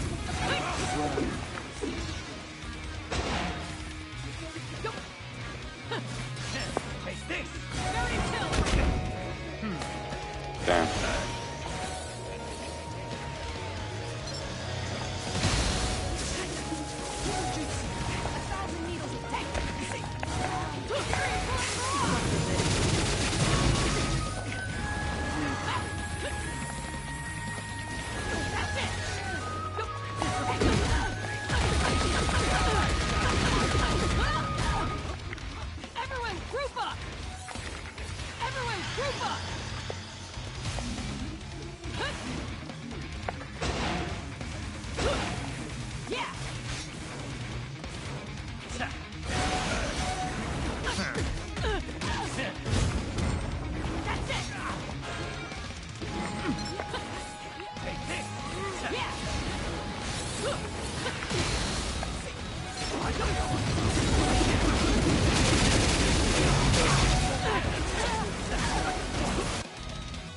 Oh gosh, like, can y'all give me a team? Like a team? Not just a group of niggas that's just playing. Everyone group up! Everyone group up! Everyone group up! Like, not one person went for the scroll. I did. Everyone group up! That's it!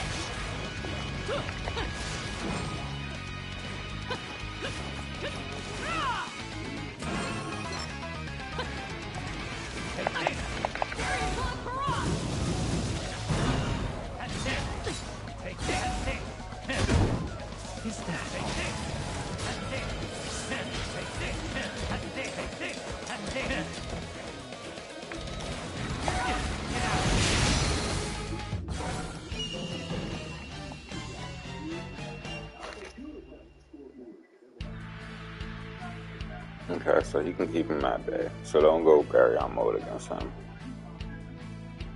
My fucking team was fucking garbage, yo. Y'all just gave me a bunch of garbage ass niggas.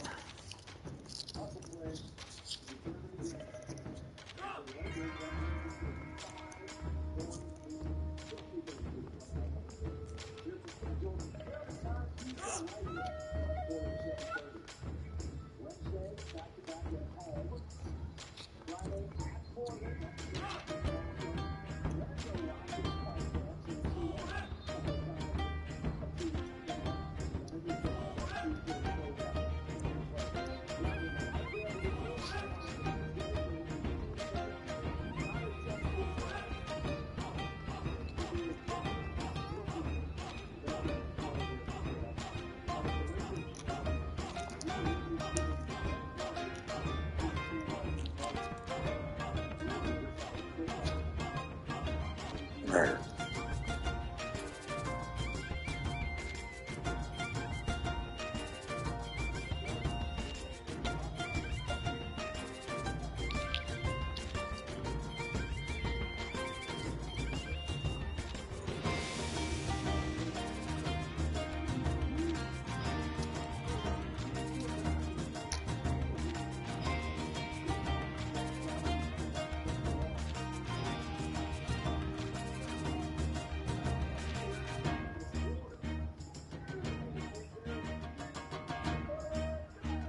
the shit that he did.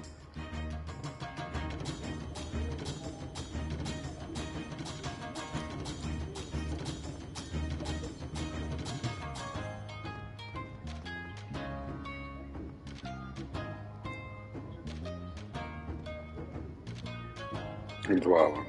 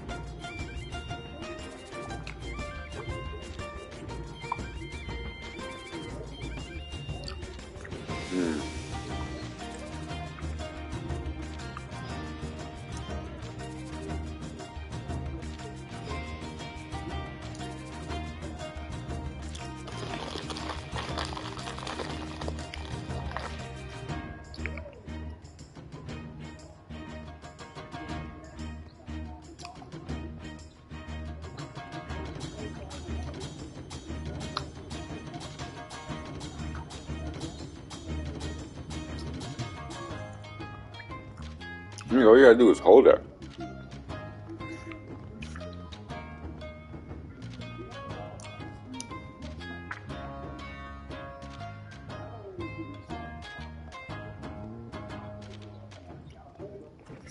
Yeah.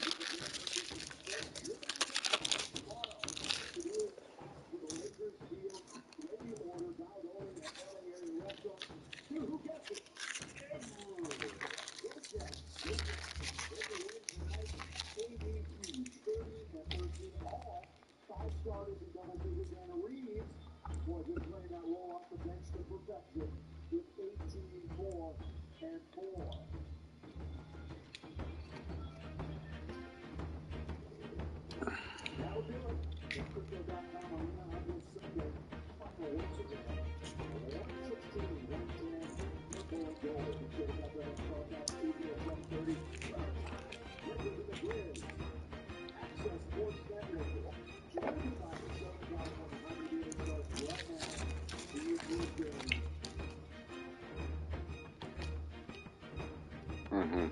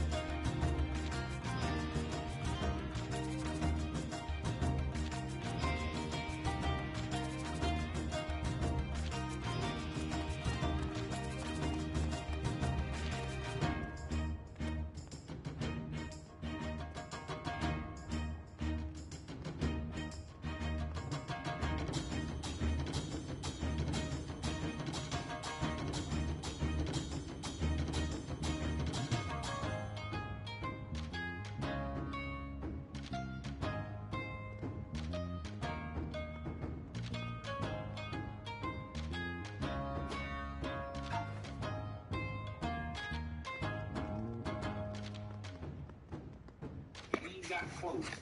Hey, PlayStation. Russell on the court when Austin Reeves was on the court? Hey, PlayStation.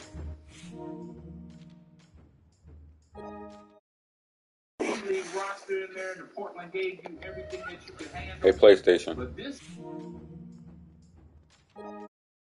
a little bit about the future going forward when LeBron James is not there. Is Anthony Davis that type of person that's gonna carry the load and get the Lakers? Hey, PlayStation. Get them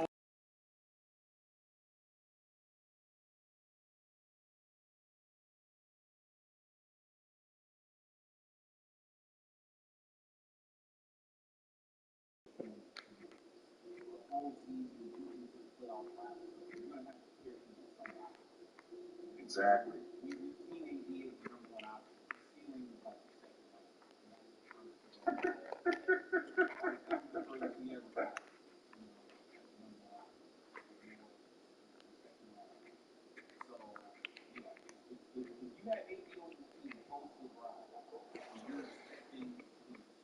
Just him and no other like. It's not gonna happen. Yeah, I think not gonna happen. You're being a little bit, naive and delusional.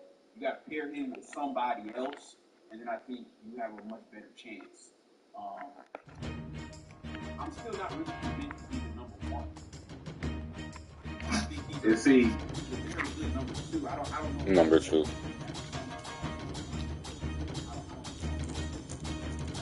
See, by you saying that, it's gonna be a lot of Laker fans coming for your head, man.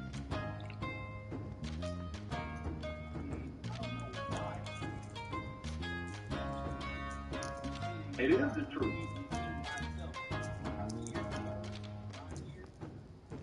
Yeah, it is the truth, man. I mean, the crazy thing about it is, Reggie, I always tell people, man, like, and I preach about this, man. I mean, if you're gonna start spitting stuff out, man, make sure you have the facts. Make sure you have the meats with the potatoes. And ever since I came across your channel, you ain't spoke no lie here. You know what I'm saying? You ain't spoke no lie. I'm sitting there listening like, man, this cat got a mindset like me. You know what I'm saying? But it's to a point where a lot of people always want to blame LeBron for everything. And we can't have it both ways, man. We can't have it both ways, man. These Laker fans, they're going to realize that when LeBron is gone, I want to see how many of these Laker fans still going to be around.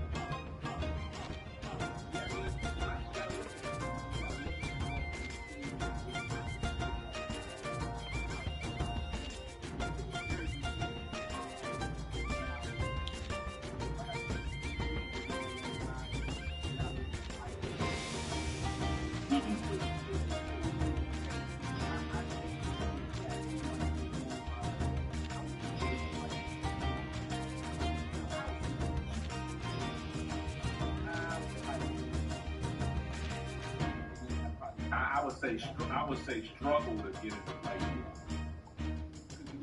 because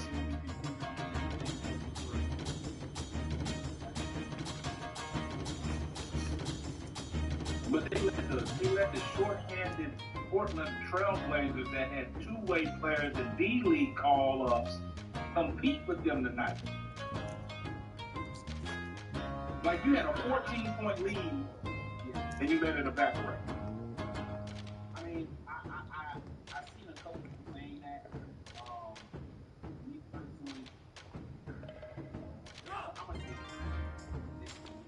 this. I did say though earlier that this is one of the outside of maybe like the Grizzlies. There's the next be a bad team. Yeah, without John, and the crazy thing about it, we got Memphis Tuesday night. But Memphis just beat the Clippers.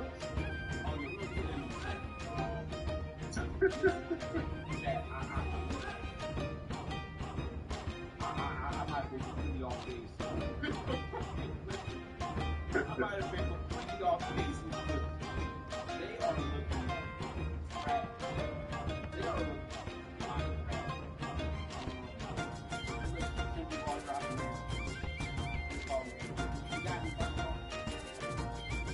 Now, my final thoughts is, man, we gotta win these games when we can win them. We can't put ourselves in a position like we did last year, chasing uphill and then wearing LeBron out just to get there. And then when we get to the playoffs, you run out of gas.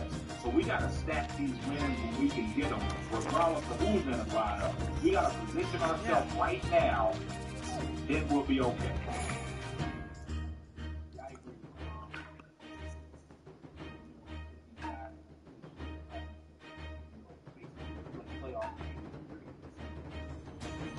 There you go.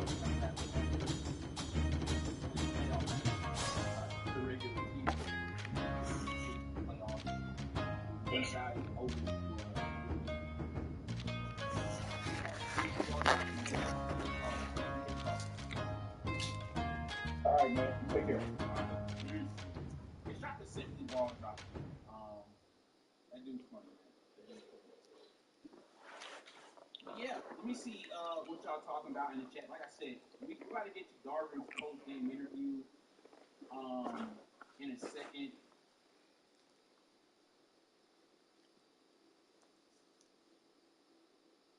Fire BZ, you said y'all tripping. It's the NBA. Any team can beat you any given night. Okay, we got Anubis on the line. Anubis, talk to him. What up? Shout out to the Clippers losing to the sorriest team in the NBA. Block my rim, and my rim will slap. And the Warriors lost today. Time to go on a little rampage. But the game, it was big. I don't want to sit on top, but the game was big. We lost the lead when he puts in D-Lo and Reed at the same time. It's like Darvin, they were up by 14. As soon as he did that stupid lineup, we lost the lead because they're not playing defense. Now, they should never, ever be on the court together in any sequence of the game. I don't think in this team, that's what worries me. Like you said, what's the short term on the back? I feel like this big guard lineup bullshit. It's like, that's what kills me about him. Stay big on the court so we can get rebounds. It's very simple. But, I don't know. He's been running, but I'm like, I understand the way. Because we got to start winning games. You can't just be losing to sorry teams like that. So I'm just happy to win. That's it!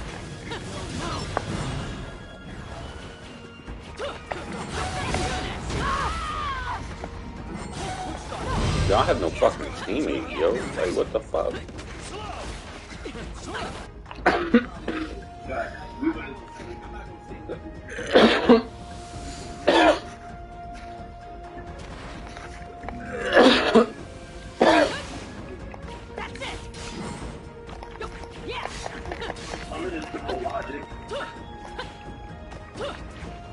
And you're right, bro. It's simple logic. When you start off with Reed, you gotta dig yourself out of the hole because there's people on defense. So for every point that he puts up, he's putting up 5 to 6. And that's what I'm saying. You can't start off like that, man. Y'all can't even move, yo. Like, come on. These niggas is jumping me, bro. You have to come off the bench. I just can't stand Darvin. You know, you want to sit here and coddle him and, oh, you know, it's not really benching. No, we're benching. You know, do all that. Why you think there's motion and stuff, bro? You sit on the bench. The fuck is I just died, fuck out.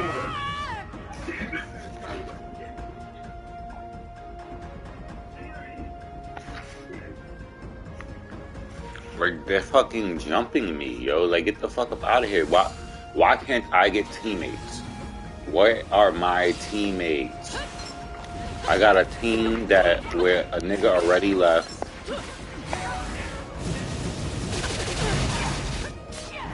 Look, I'm already getting hit in the back. Rasen Rampage, I'm already getting hit in my fucking back. Like, come on, where's the fucking teamwork? Like, end this shit already.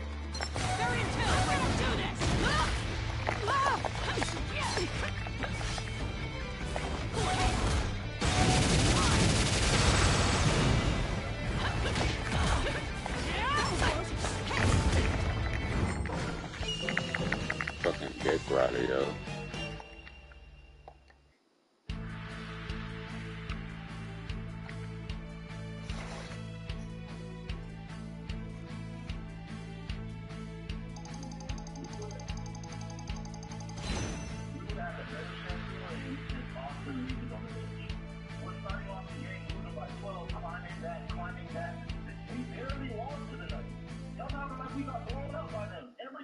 lost by what?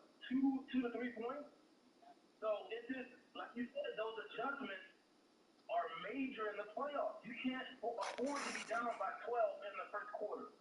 And that's what you get when you're starting Reed. Because he doesn't play defense. And then you pair with DeAngelo Russell? That's stupid. That's what people don't get.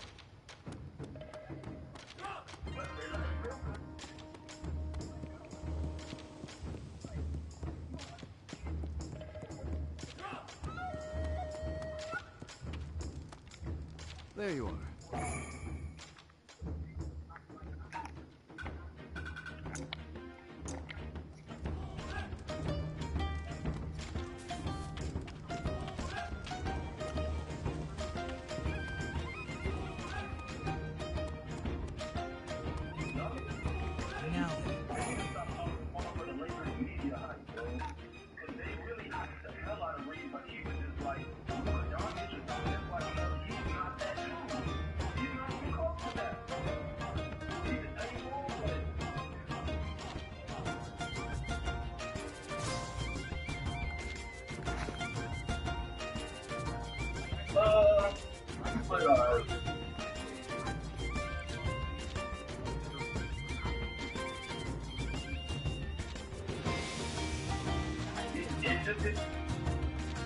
I'll give him like a C, to be honest, because his defense is still not good. They went on a run with him in the game.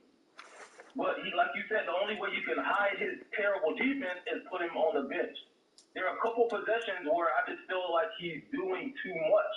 Like, I like the possessions I like when he was in pick and roll with Anthony Davis, feeding him the ball, and then, working off that. But sometimes Reeves, he does this thing to where he just starts feeling himself too much, and it's like, you're not like that, dude. Just play your role. You're not that superstar type of player like they're gassing you up to be. If he were to just play his role, I would like him a lot more. But I feel like the media hype gets in his head and he starts doing too much. Looks like I might be in for some fun. That's my only issue with him. Like, if he were to really try on defense as well. Like, just try to stay in front of him. I wouldn't have nothing bad to say against him, but I'm a big defensive type, guy. I like people that play defense and all. It's not just one-sided. So that's what matters to me. Can you play on both sides of the ball? I feel like people that can do that should be in the game more than someone that's just one-sided. That's just the way I look at it.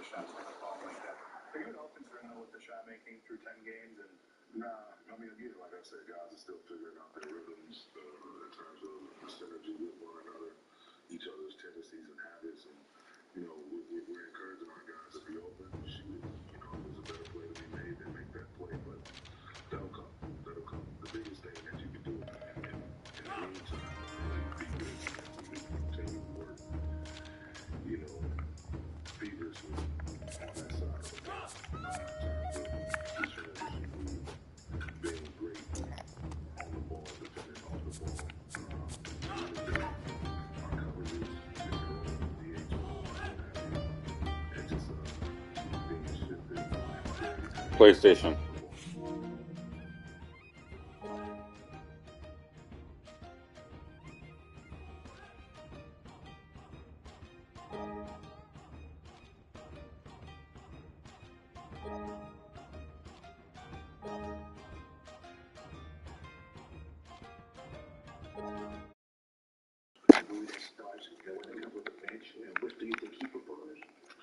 I just think having Rui on the floor and aggressive and with an aggressive mentality is the Rui we all prefer.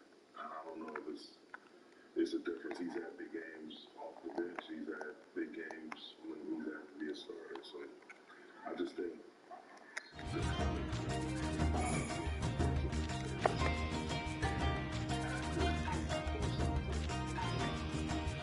Shut your bitch ass up!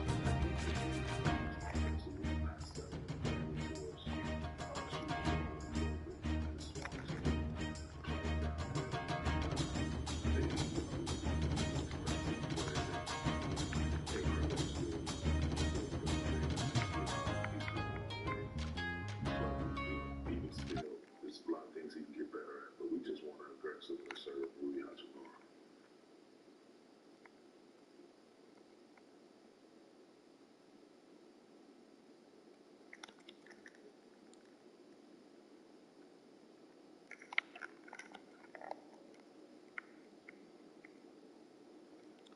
So yeah,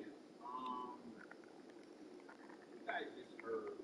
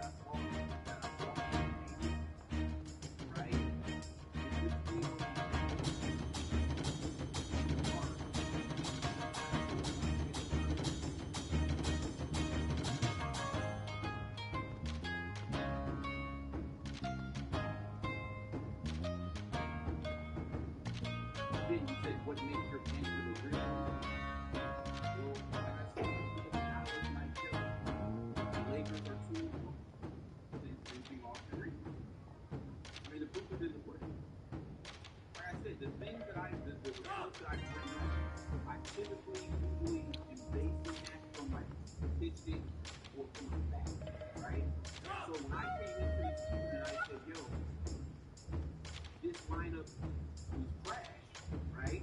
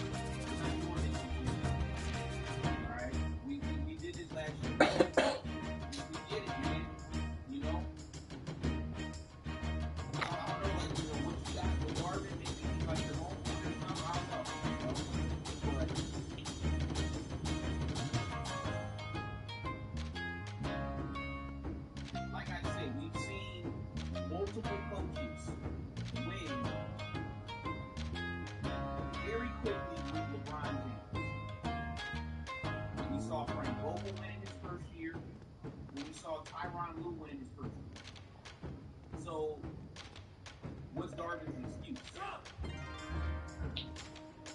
What's his excuse? I mean, Chad, even think about it, right?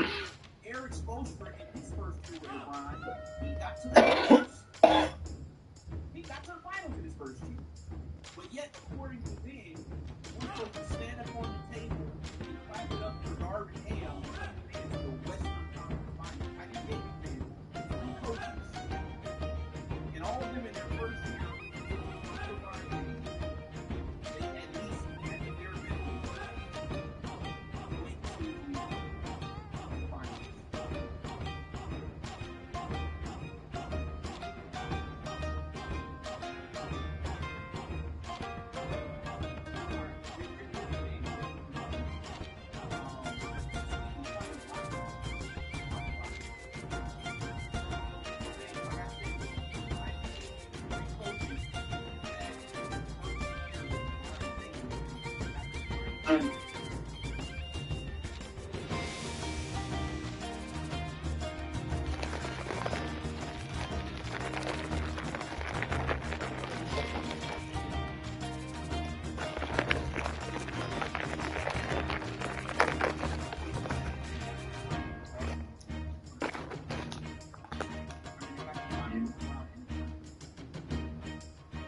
Okay,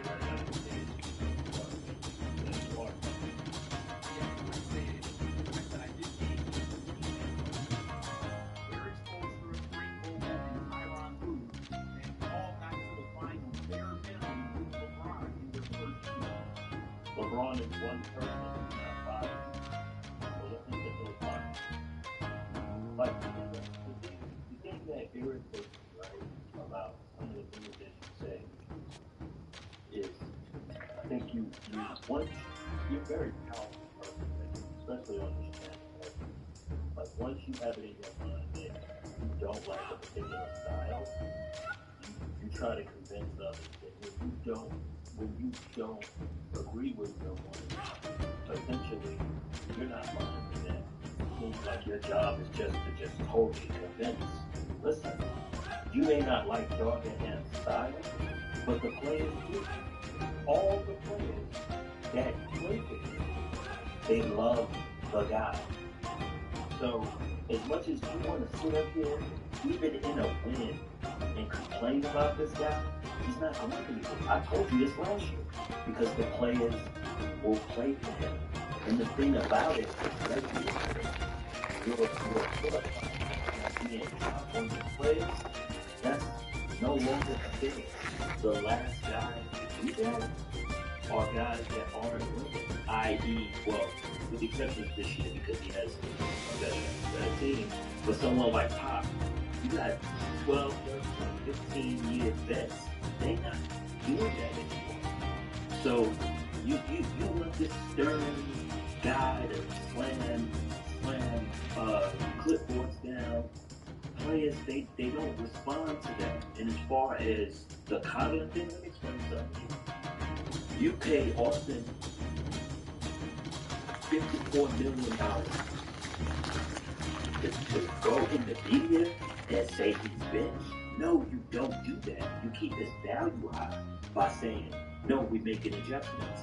And you got to give him a chance to come on because he played the entire summer. Listen, I'm not an Austin Reeves fan like that. You and I know this. We talked about it. I was the one that told everybody in the chat, when they start game planning for him, is when we're really going to see what he's made of. But in the same vein, you got to coddle these players. This is the new... Go ahead. Let me just say this, because like I said, you tried to skip over the point I made. Now, like I said before you called in, when I say things, they're rooted in some sort of like stat that I've seen or a fact, right?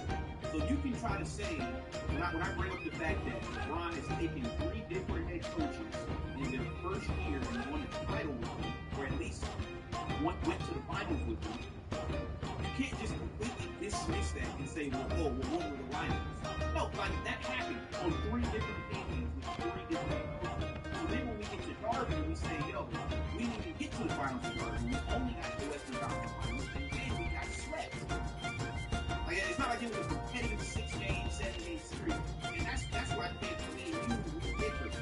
You're looking at it like, well, we're Reds. We got to the Western Conference Finals. We started season 2 and that was a good season. I guess to you. To me, I don't look at it like that. I look at it like you have 2 of the top 10 players in the NBA getting to the Western Conference Finals with LeBron James. That's not the key. It's championship plus with LeBron James. You know that. Everybody knows. Yeah, but there has to be certain things that line up in order for you to achieve this, and that's the part that you don't talk about. Like what was like? Wait a minute. Like the line, like health. There's so many things that gotta go into just winning a championship. You just think you could drop LeBron James anywhere with a new coach and he's gonna do it? Yeah, he did it 3 times, but he's not gonna always do it. Listen, there was times LeBron didn't make it to the playoffs as a Laker. I don't hear you going crazy on Frank Vogel for that. Frank Vogel wasn't our coach. Oh, well, he was in 2022. Wait a minute. Come on. This is why I said I'm gonna call you and talk about it. Like, I just really feel but see the difference. But I'm gonna tell you the difference between Frank and Darvin. Frank obviously would get more leeway because we won a title with him. Like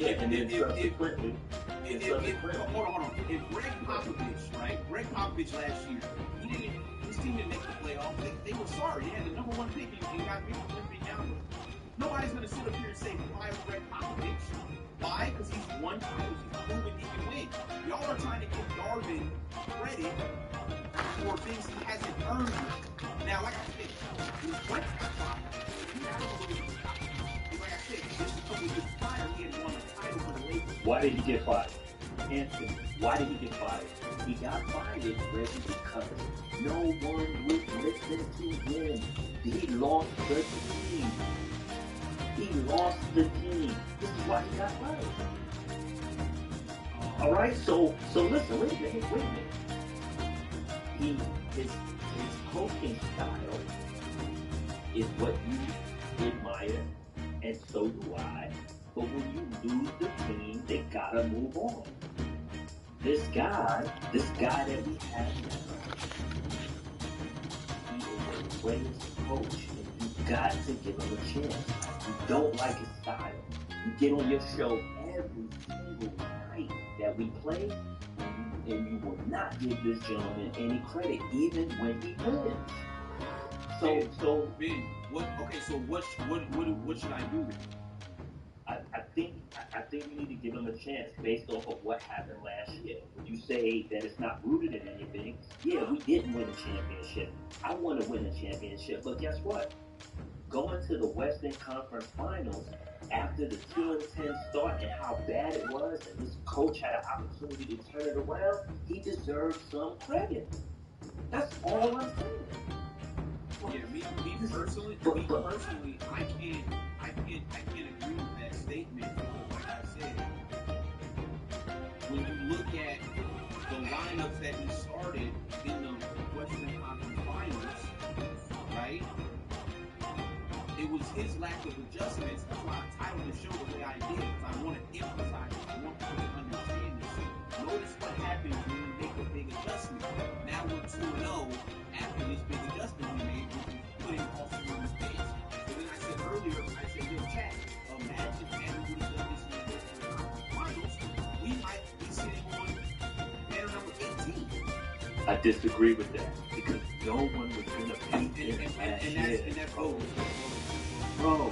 Like I said earlier, I'm not saying that if we tweak the lineup like from last year, that we automatically beat Denver. That's not what I'm saying. What I'm saying is, though, is that if you tweak the lineup, they're not going to sweep us. Man, so if you want to concede that Denver's a better team, I will say, okay, I'm not going to argue with the fight about it. They were not a 4-0 sweep there in the Lakers.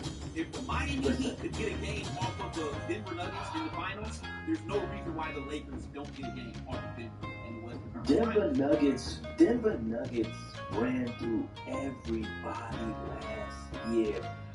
when you look at the game, I think they probably only lost 2 or 3 games for the entire postseason. You do realize the Lakers are the only team that didn't get a win on the Denver Nuggets. Can I finish? Listen, as far as the Lakers went, it came down to possessions, and they ran out of gas. We made it from the play-in, bro. We played so many more games than everybody. This is why we lost. Because if memory serves me, some of them games we only lost by 2 points, 3 points, 4 points. We were in every single one of them games. If the turnover, if the possession is different, then you get your win. Let me just ask you this. Denver played 4 series last year. They played against... And who they played the first round? Was it Minnesota? I believe it was Minnesota. They played Phoenix. Then they played the Lakers. And then they played the Heat in the finals.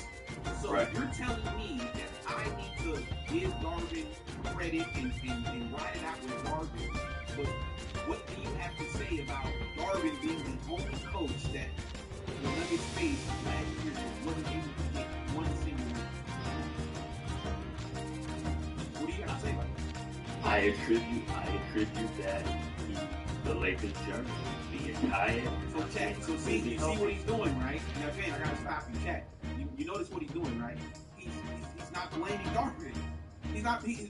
So basically, according to Ben, it's never Garvin's fault. And No. That's what we're disagreeing. No. I didn't say that.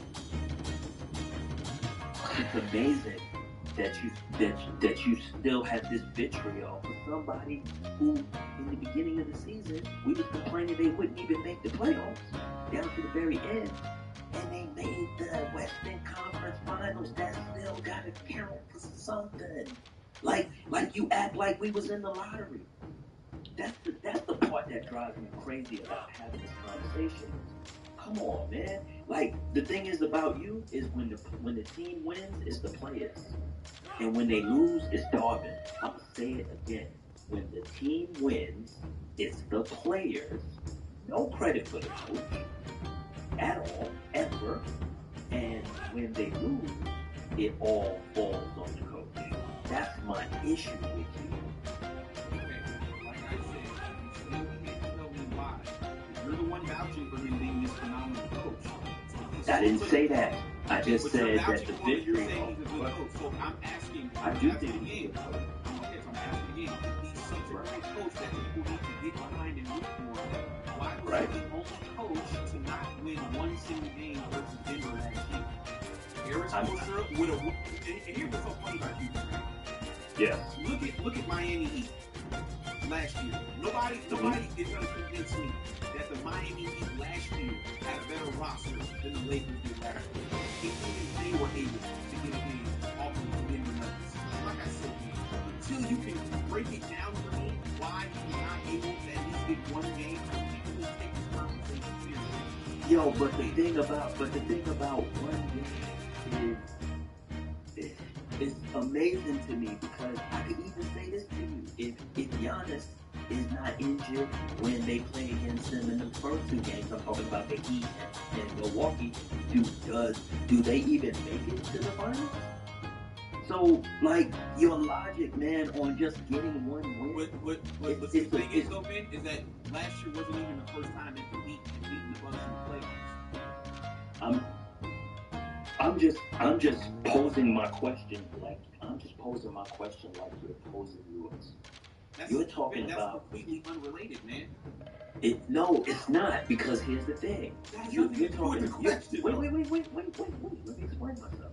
You're suggesting that because we didn't get a win, that's an issue. When I said to you, in every one of those games, if we don't turn the ball over, we get a foul call, we very well may win one of those games because we were in every single one.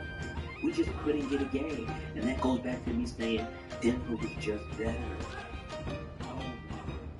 I can't allow you to do that, man. If every other coach that the Nuggets saw last year, other than Harden, was able to get at least one win and you have two of the top 10 players.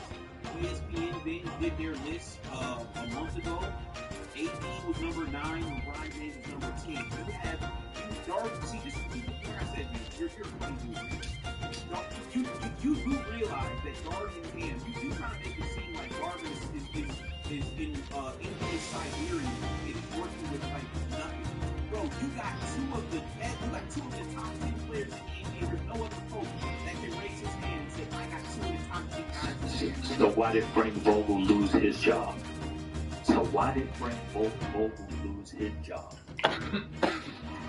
Planning a trip to Mexico for the whole family? Trip is out. We've been there.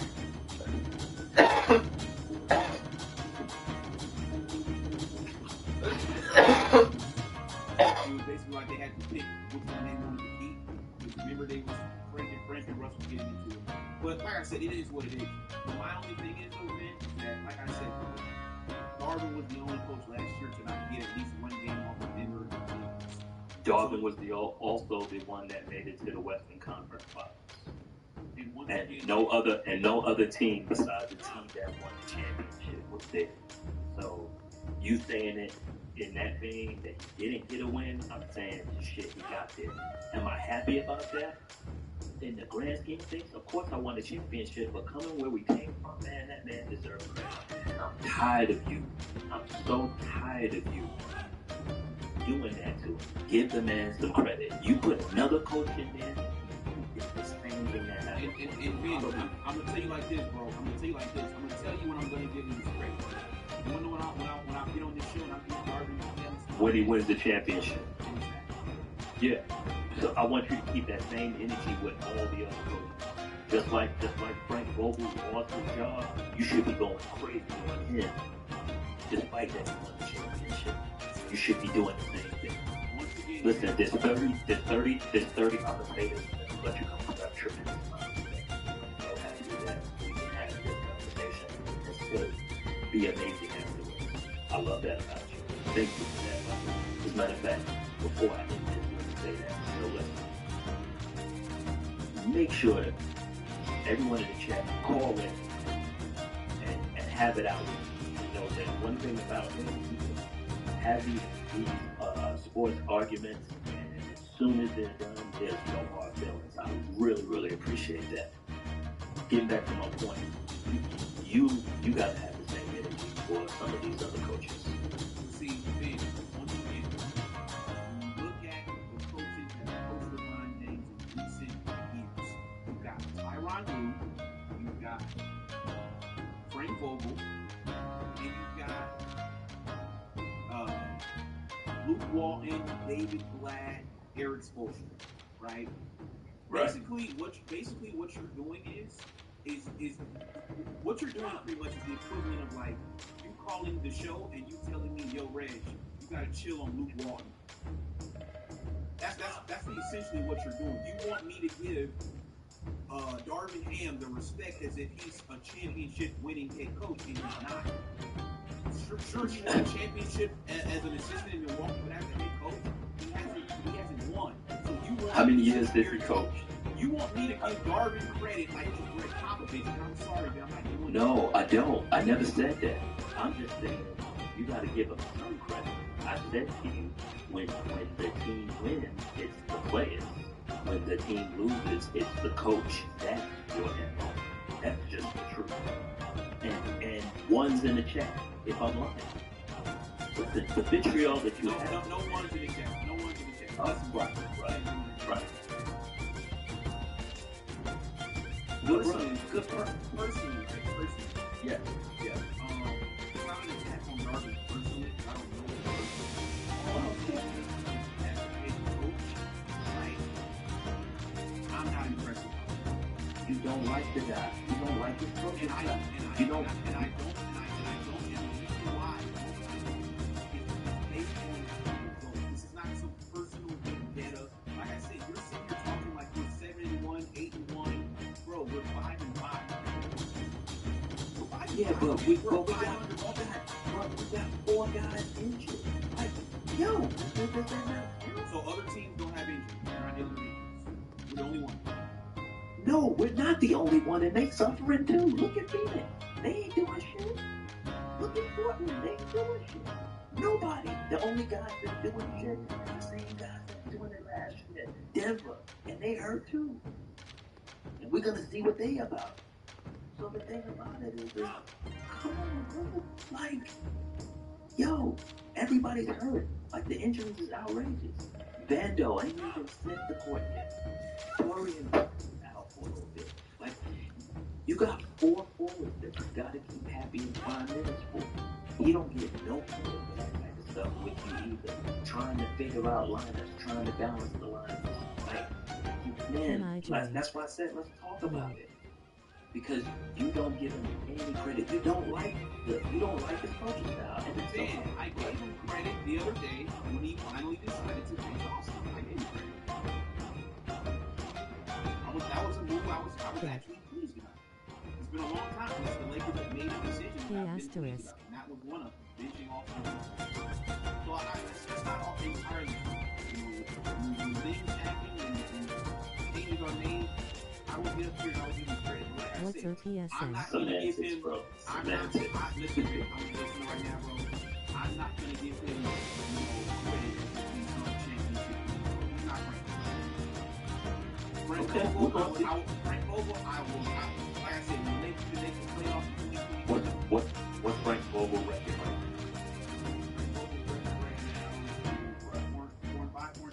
now? Okay, what's the Lakers record? 5-5. Okay. And he's right. He's not Frank Vogel. Right. Okay. Yeah. You don't have a championship. Yeah, not yet. I mean, he does have a championship. Like I said, and when he does, then if and when he does win one, then we can revisit who's better. But right now, Frank Vogel, it's not even a question. So can we agree to disagree? Where I feel that the guy's a good coach and we got to give him a chance, and you feel that he's not a good coach, can we just leave it right there? Oh yeah, I wasn't changing my mind. Like I said, you've been doing this since last year, man. I mean, this is nothing new. I told you the last time you called, it's like deja vu with you. It's the same story. I'm just letting you know, personally, like, bro, nothing, like, my mind is not going to change because the Lakers won a game on November 14th. And it's bigger than X's and O's, bro. It's a whole lot, man. These coaches nowadays, you got to coach. You got to coach attitude. You got to coach people. It's not about the game. Like, for LeBron James to be like, yo, this is my guy. See his vision. It says a lot about coaching. And I just feel like we never talk about that. If the players love you, we can sit here and cry all we want. Nothing gonna change, bro. The only thing they gotta do is just put it all together, and they believe that they can win. I believe that Darvin can deliver a championship. So let me just ask you one more question. Yes. At what point are you going to be willing to jump on my side of the game? What you going to take? Are we going to have to lose another playoff series next year? And then, like, let's just say hypothetically, let's just say the Lakers finish the playoff next year. Are you still going to be doing this? Like, are you going to call in next May and be like, yo, Greg, Darvin's good, we got a good season? This is Darvin's second year of coaching, third. Second year, right? He signed a 5-year deal, right? 4 year. Okay, so he signed a 4-year deal. And you asked, your question is, when am I gonna come to your side, right? That's what you asked. I'm gonna come to your side. No, take your time. Take your time. Okay. Let me. I don't want to answer that right now. I don't want to answer that right now. I want to give this guy Chad, that's crazy. a full year. Wait a minute. Listen to me. See, that's not fair. You can't do that. No, because it actually is fair, because I told you when I would come to your side. Right? I said I'll come to your side when the Lakers hoist the trophy. That's when I'll come to your side. Now I asked you when you come to my side, and you saying right now. But I'm about to. What's it gonna take? It's gonna take a full year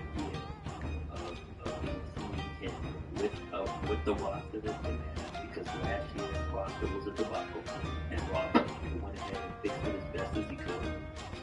this full year for me to see if he has what I believe he has. And if he does, then I'm saying it. And if he doesn't, then I'm man enough to come to you and say, hey, you know what? I was wrong about that. But right now, the jury's still out. You gotta let him cook. Okay, so let's just say hypothetically, we lose just like last year, Western Conference Finals, end of May, 2022. Then call me to lock. Right? You're gonna call in and say, yo, Red, I think I'm done with Darvin, or you're gonna call in and be like, yo, Red, it was this year too, man. Let's give him 2 more years, Red. LeBron will be 41. Let's give him 2 more years, Red. Because I'm already at that point. I've been at that point since last year. See, and this is another thing to you personally, right, man? Because you just found a chance this year, right? In 2020. Right. I've actually been saying, I've actually showed cats. I've had videos dating back to last November of me calling for Darvin Ham's job. So this is not like a new take. This is not something that, you know, I'm hot and cold about. One day I want to keep him, the next day I want to get rid of him. No, it's been pretty consistent for the last week. Right? No, I'm aware. But you can at least respect that. Even if you don't like it, you can at least respect that I've had this opinion for a very long time. Well, let's be clear. Let's be clear about that. And even though I don't agree with your point, you know, it doesn't mean that the respect goes anywhere. I got tremendous amount of respect for you. I just don't agree with you. And that's it. That's where we stop. It's full stop right there. I think the guy has it. And I need this entire year of him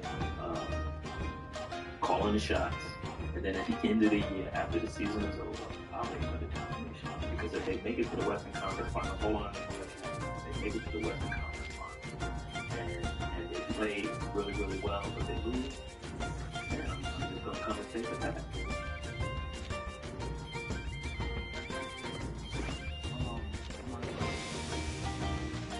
Just because I don't agree with you, just because I don't agree with you, it's crazy.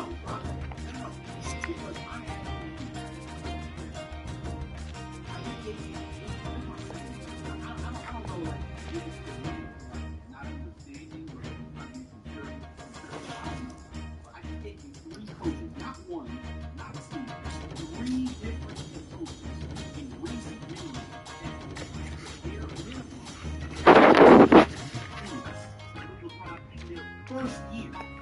Yeah, but my comeback to that is LeBron is just. So if we get to the Western Conference Finals in year 2 with Darvin, and we lose, and we don't even get to the finals, you're telling me that you're still gonna come on the show and say, "Yo, Reg, we gotta keep you." No, man, you gotta So the get three, out there after that. so the three coaches that you gave me, right? They all came out. All the new coaches that coached them was in the East, right? No, it was in the East and the West, man. Okay, and then the West situation was the bubble, right? Right? So Yeah. So wait a minute. So you said three head coaches, first-time head coaches, take LeBron to a chip. Two of them in the East, right? No, at the bare minimum, to the finals. 3 of them did. Two of them. I said that. In the first year. I said it. Took them to the chip. Took them to the finals. Took them to the chip, the championship, right? Okay. So 3 of those coaches was in the East.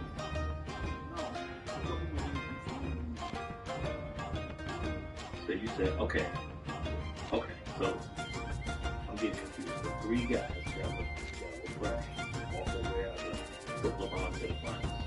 So two of them was in the East. Those teams, my comeback to your argument, those teams were stacked. And then the bubble, anybody could have won. It just so happened that the Lakers were in there. Now, come on. Everybody had to listen. The thing that let me tell you something. The bubble championship. You know, I got a couple clients that played, and I talk to them about this all the time. The bubble championship was the hardest championship ever, bro. Just because of what was taking place. I always had to stay in one place and play through it. So I give them all the credit for that. Like people think the bubble is an attitude. They don't know basketball. They don't know. Do your best. They don't know basketball. The bubble bubble was the hardest. I give them a tremendous amount of credit for that. I give them a tremendous amount of credit for the ones for the Eastern Conference Championships. LeBron went to 8 or 9 straight, something crazy like that. And I'm gonna say this: hell of a lot harder to win in the West than in the East. The bubble is a totally separate conversation. You will get no argument from me out of that. Just so happened that the stars lined up for them guys. If anybody could have won that, there's a few injuries. If it goes left, the Lakers maybe don't get it. I mean, that's, you know, they had Rondo, they had a bunch of coaches on the floor. Like, that team was incredible. So like I said, Ben, the reason why I have to hold Darvin to the fire is because of what I just told you. There's been 3 different head coaches. Look at those teams, though, Reggie. Come on, bro. There's been 3 different head coaches that have taken a LeBron James-led team in the first year at the bare minimum to the finals. Put those teams up. Put those teams up. To me, I put Darvin right now in the same category as Elite Walton. This will be more than you can handle. His last year's team. Okay, let me ask you. His last year's strong. Last year's team. They went to the Western Conference. How was they able to 3 teams that went to the finals with the Western? When you compare those, when you put those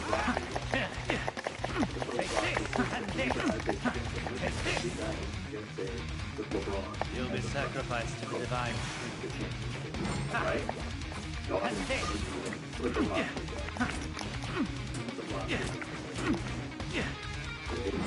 Then that'll answer your question of why.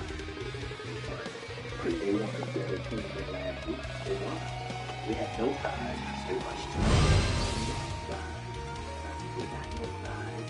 We played 3 guard alignments. We played with Dennis Schroeder. Last I checked, some other teams travel. Far better guard.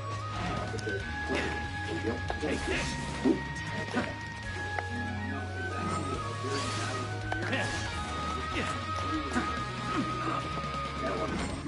Gather.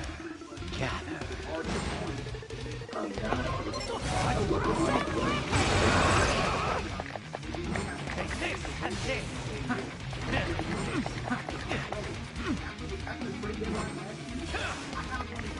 And this.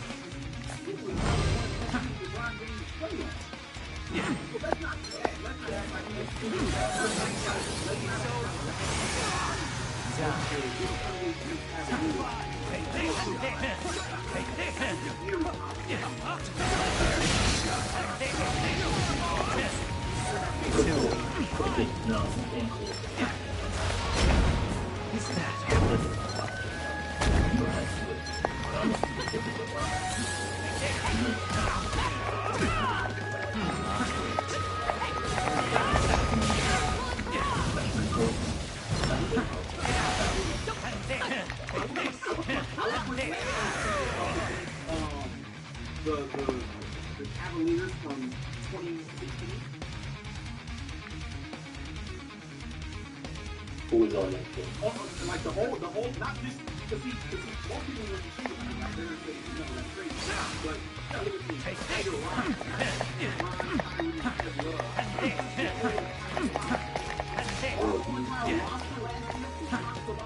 Bro,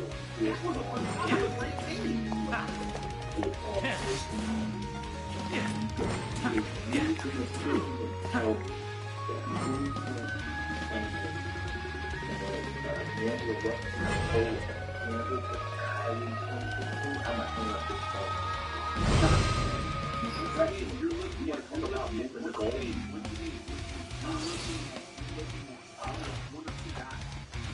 No, I'm not, man. I'm saying the total team.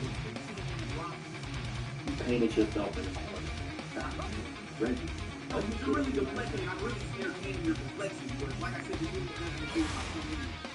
Like, the point is, three different coaches that take in Reggie. Okay, stop right there. That was my original point.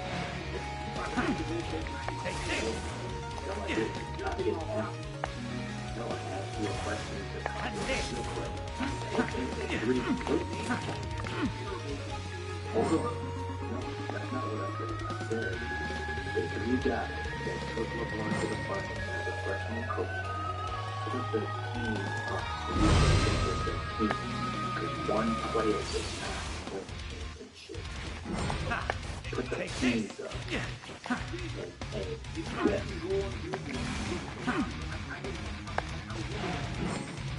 Yo, 2015, yeah.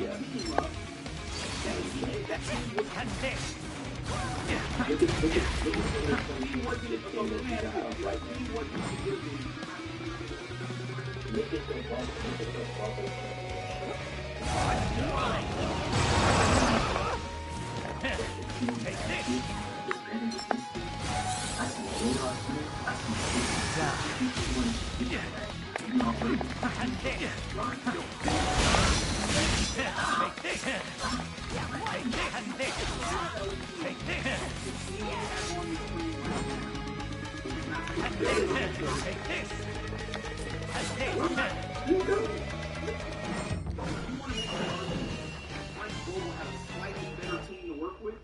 I'm willing to concede. I'm gonna jump off this roof right now. No, I'm what are you gonna jump off the roof for? I just said I'm willing to concede it. But my original point is that 3 different head coaches have taken a LeBron James-led team to the final year now. You can't stop right there. You can say that, right? But somebody that is not as educated as me will go for that. See, wait. Like I said, bro, you haven't even addressed that. I did address it when I said one man does not win a championship. Show me the teams. And you can't, because all the teams were better than last year. So stop right there. Let's go with your argument. You're saying that all the other coaches that took a LeBron James-led team to the finals in their first year had better teams. Okay, cool. So you're basically telling me that Gardner was working with scraps last year, right? He didn't have nothing, right? No, I didn't say that. I said because you're basically trying to say that Garvin didn't have that great of a team. But my argument is, well, wait a second. We beat the Memphis Grizzlies, who were number 2 in the first round. Then we get to the second round and we beat the defending champion Golden State Warriors. So don't sit up here and act like we didn't have nothing to work with. We got 2 of the top 10 players. I did not say that. I did not say that. I merely said, wait. Your question, I followed up with a question, and now you're tearing it down. I said, those 3 teams that went to those finals, the freshman coach, better than Donovan, and he made it to the Western Conference Finals. Now we have a better team. Why are we conceding all the finals? Now let's see what he does this year. And in the end, I will come here and say, I'm riding with his film or I'm not. That is not good enough for you for some reason. So let me ask you this. You say that the other team was better. They were. So let me ask you, when Ron was on the team, right? Was Kyrie Irving an option player when Ron was on the Capitals? Yes. No, he wasn't. Yes. No, he wasn't. Man, if you don't stop it about this Kyrie, man. Kyrie Irving was not a top 10 player. I can pull up the rankings. I can pull up the rankings for that year, and we can see if he was a top 10 player then. Who won that championship? Do you remember what he did in the finals? I think he had 2 40-point games. Wait a minute. And if he doesn't break his kneecap, wait. And if he doesn't break his kneecap the year before, they win that too. I don't care about the rankings when it comes to Kyrie. You know how I feel about him. He's probably top 5 point guard all time. Incredible basketball player. The greatest fit alongside him.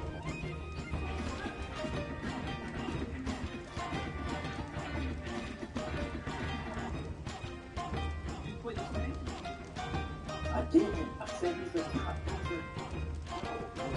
Kyrie Irving? For real? Bro, he's one of the greatest point guards to ever play the game. We're not talking about his personal shit. We're not talking about that. I'm talking about on the court. He's I don't care what the stats say. You know what he did. He won the championship. He gave Steph Curry. He gave Steph Curry. Go ahead.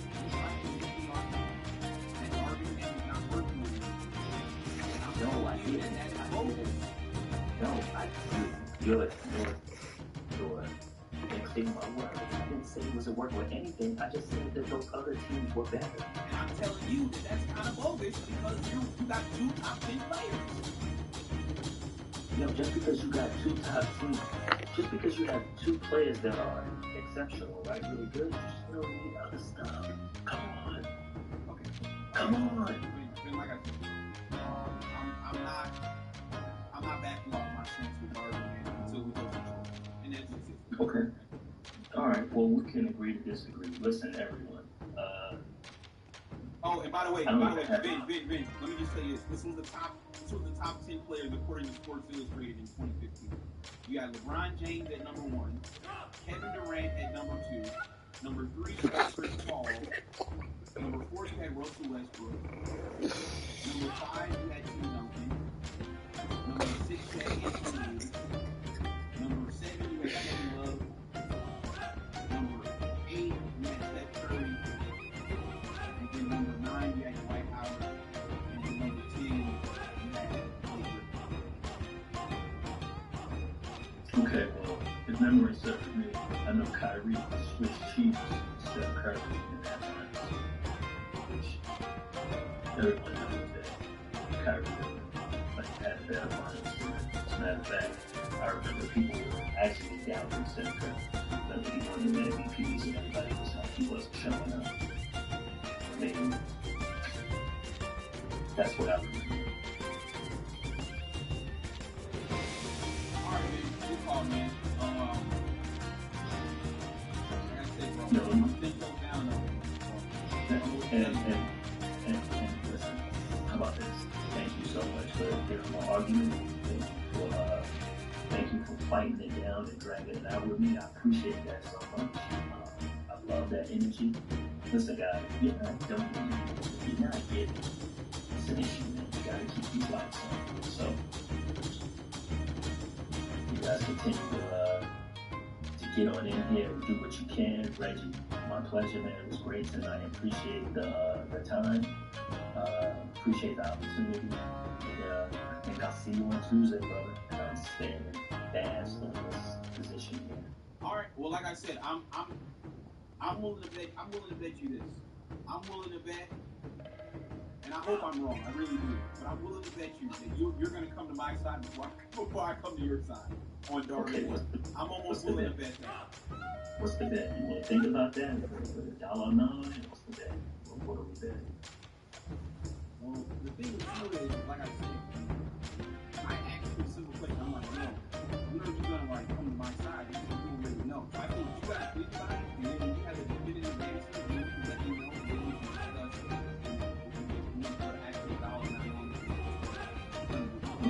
My definitive answer was I need a full year of him with this roster. That would be the end of this year.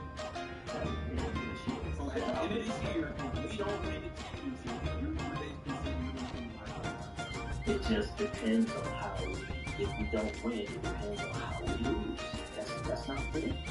Like, is there anybody that you watch and be like, man, that team's really good, they need a little bit more because they don't win, you just throw the shit out? What do you do? Oh, hey there.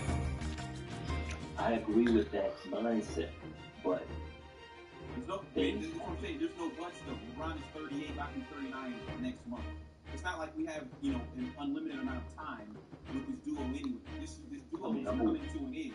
So we don't even have all this time that you're speaking. We already wasted last year. I'm aware of that. I'm speaking about this year. What do you mean all this time? Yo, listen, you secretly move the goalposts through vernacular all the time, bro. You do it. And I understand because you're a sports host, but I can't let you do that, man. I'm aware of you, brother. I'm aware of you. So like I said, just so we're clear, you will be on my side if the Lakers win. What is this Darth Vader attitude with you, man? Let's just go through the year, man, and continue to argue, and we'll see. And you know what? I am going to think of a sophisticated bet for us. I don't think money is the answer with us. Like, that's easy for us. I think I got to come up with something. You're going to have to do something, and I'm going to have to do something. So we'll build on that as the year goes.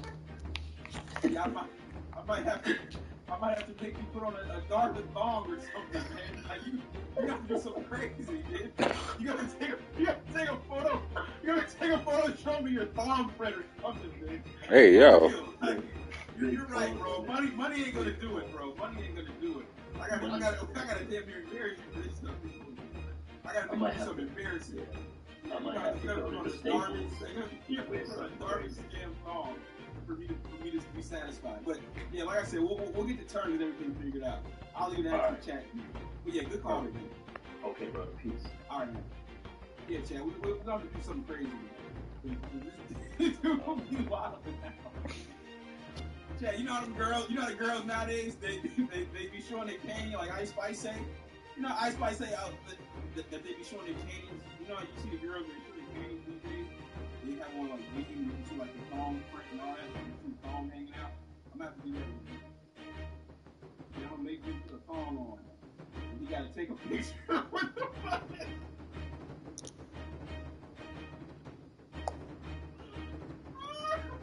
Oh shit, that's a good idea, man. Yeah, cause we gotta do something, man. Cause you've been trolling too long, man. We gotta do something. You're right. Money ain't gonna do it, man. You've been trolling too long about this whole situation. We gotta make you do something embarrassing. Oh man, chat. This dude said he ain't coming off of the he said he gonna rock out with Darvin. I guess I gotta respect it. Me personally, man. You know, I'm 10 toes down, man. I'm sorry.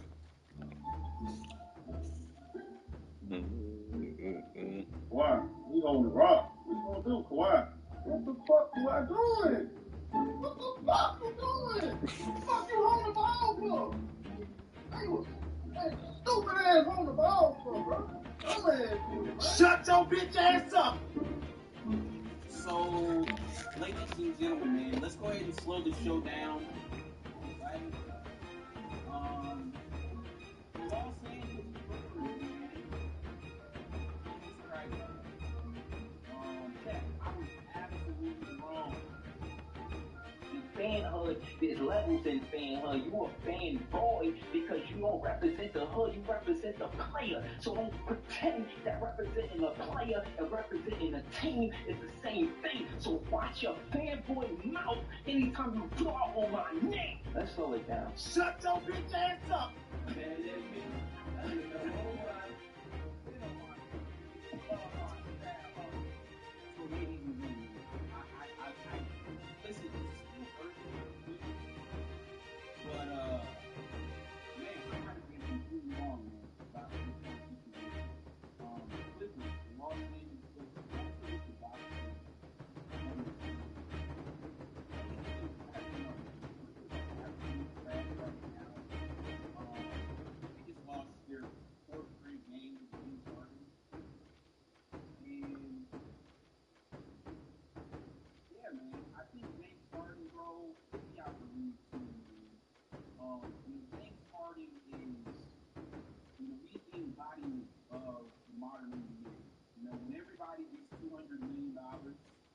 I'm not saying he doesn't deserve the money, or he didn't deserve the money, because he deserves the money.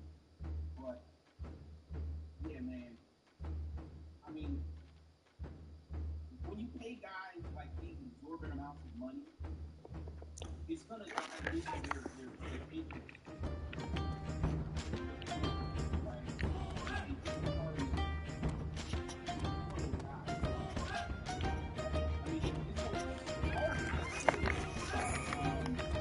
Yeah.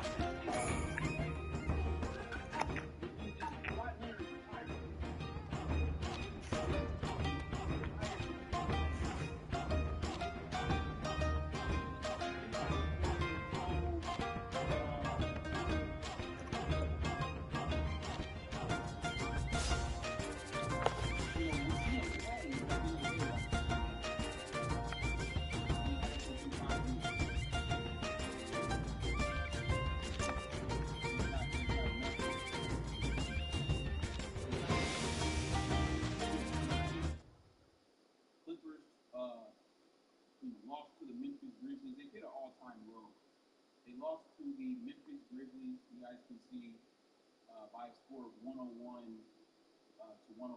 The Grizzlies came into this game. They had only won one game, Chad.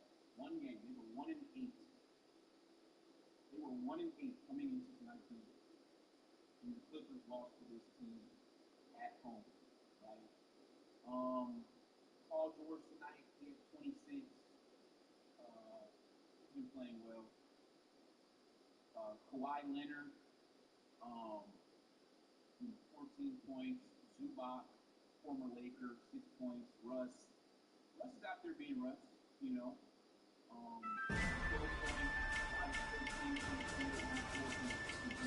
I will bury you with my own hands.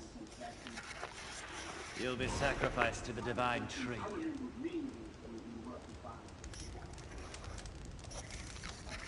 Everyone group up! Everyone group up! Everyone group up! Everyone group up now! Hey.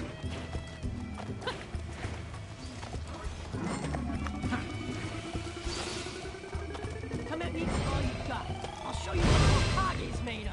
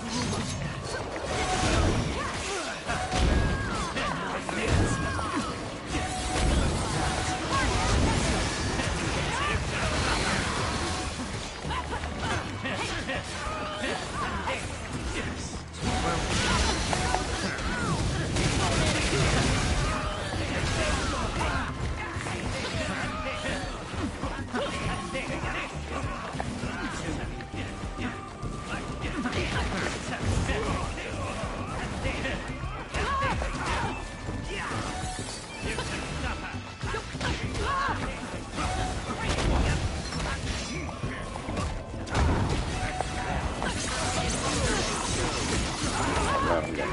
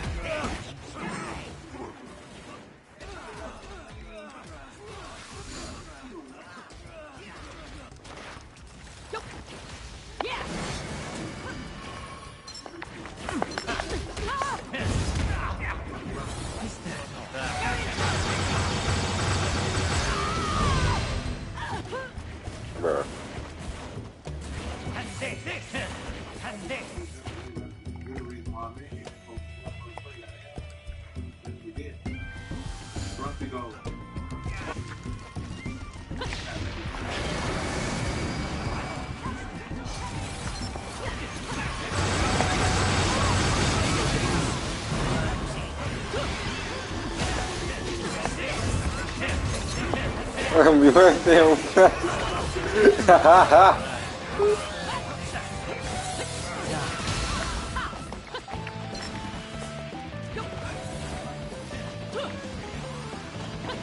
I'm just sitting in Buddha waiting on that rain. Why even do that?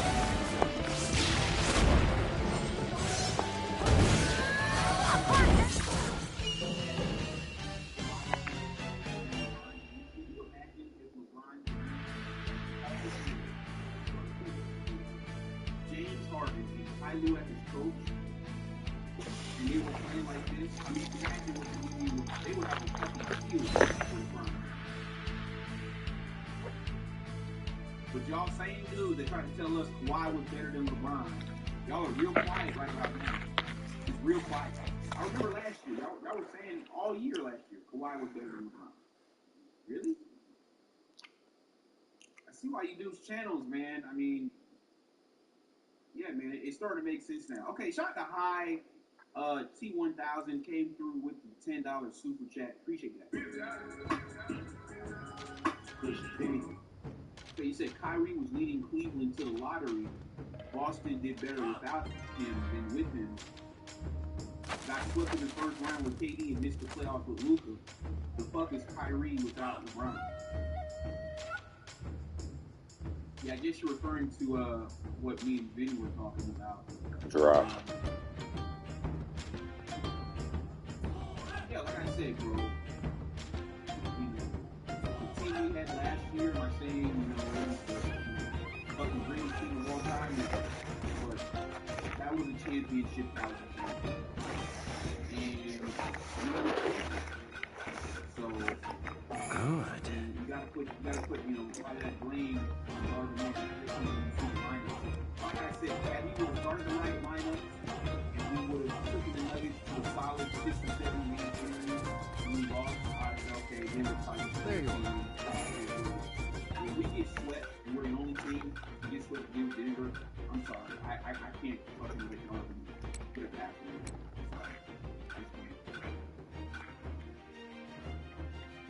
But yeah, man. Not everybody has tuned in, man. We got 220 people in the building. Let's get the phone lines back open.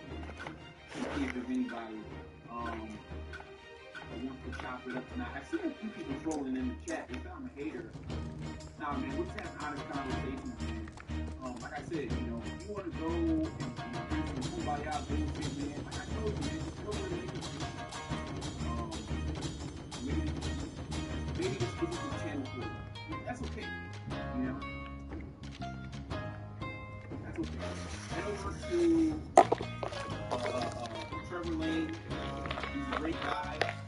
I'm assuming, right? And yeah, man, go over there.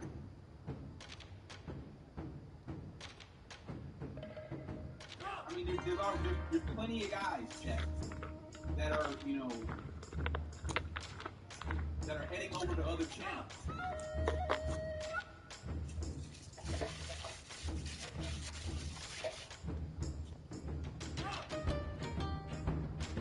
Digging a hole and playing from behind. Alright, so I'm very frustrated with that. Let's bring it. I see a veteran up in here, man. MJ? But I know you got a lot to say about this. I know what up, man? That's his name, Dog Scam. I'm gonna tell y'all the truth, bro. I'm gonna be honest with you, man. As a Laker, you guys gotta stop thinking of mediocre.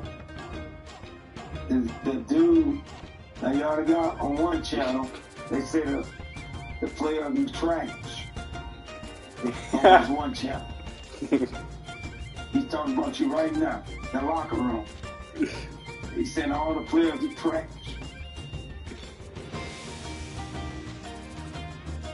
Yo.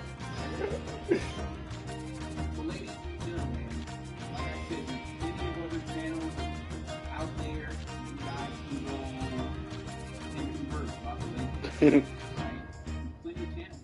You guys don't have to be here if you don't want to. Okay, stop this show. Shout out to Ben Vega. Came through with the $10 super.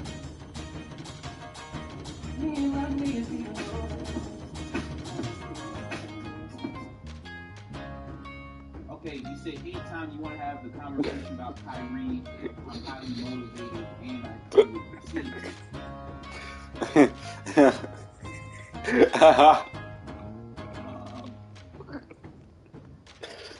I think we're good with that.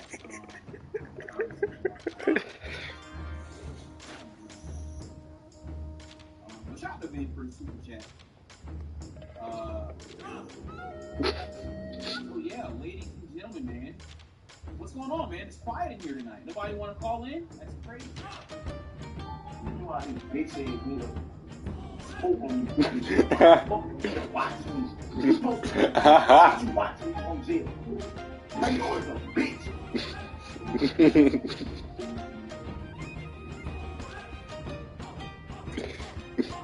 Okay, shout to B. Okay, you guys referring to Hyde, brother, not you. Oh. Alright, we got some action.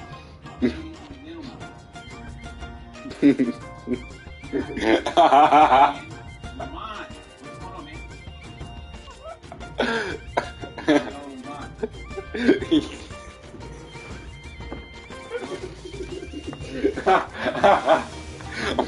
Really?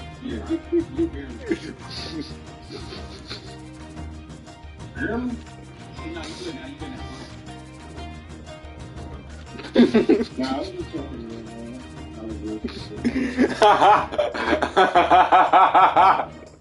I was calling in to tell you about something else, though, man. So I'm just sitting there. I'm playing the game. I'm just listening to some random podcast. I'm not even subscribed to this channel, man. This channel, some sports podcast popped up, and I hear Herm's voice. Funniest thing in the world, man. So I look on the screen, right, and I don't see the H. I see a C talking, some letter C talking. Like, what?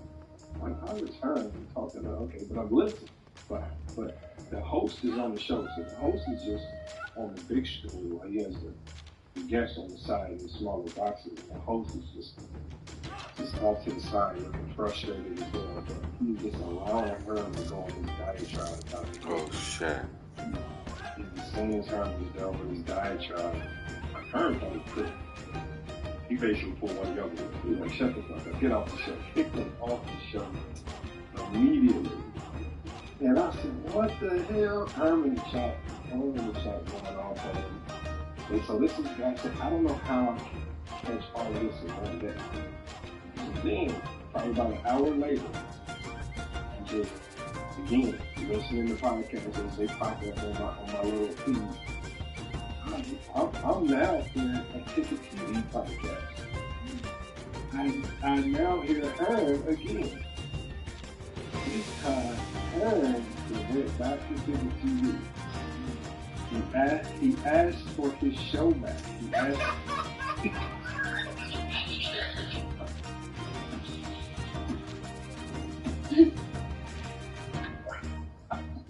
Oh, joke. Do you think I'm joking? Oh, are you serious? Good, bro. No, when I get out there, I'm going to send you the pipes out there. He asked for his show back, bro. And he said he wants to do a Clipper show now. And now he wants to, because he,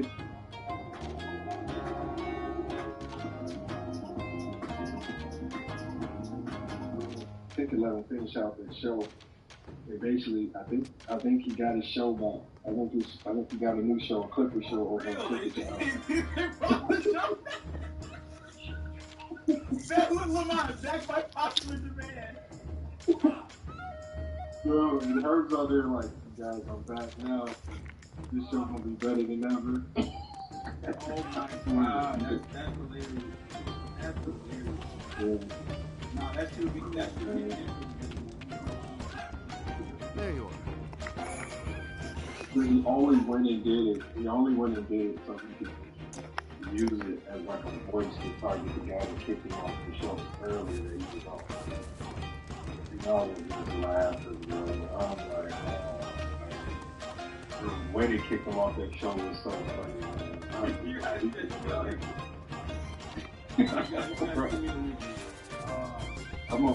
I'm gonna put it in the chat when I get out.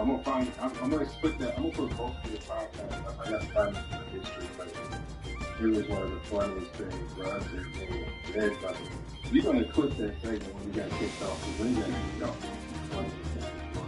because they didn't say nothing, bro. They just kicked him off and then just started talking. Oh man, because he was on about 5 to 10 minute diatribe. They just let him cook. Really, y'all quiet, y'all. They should thought he cooked. Oh man, they kicked him off so fast, man. It's just so funny. That's why I say, Lamont. That's why I tell you, bro. You might think I'm trolling, but I'm serious. I really have respect for you and what you do. You know what I mean? Like I said, you're a better man than me, man. When you drop that link to that panel, man, I mean, it's all kinds of people call your show, man. You will see it. I mean, I just be sitting here listening sometimes. You will see it. Hey, PlayStation.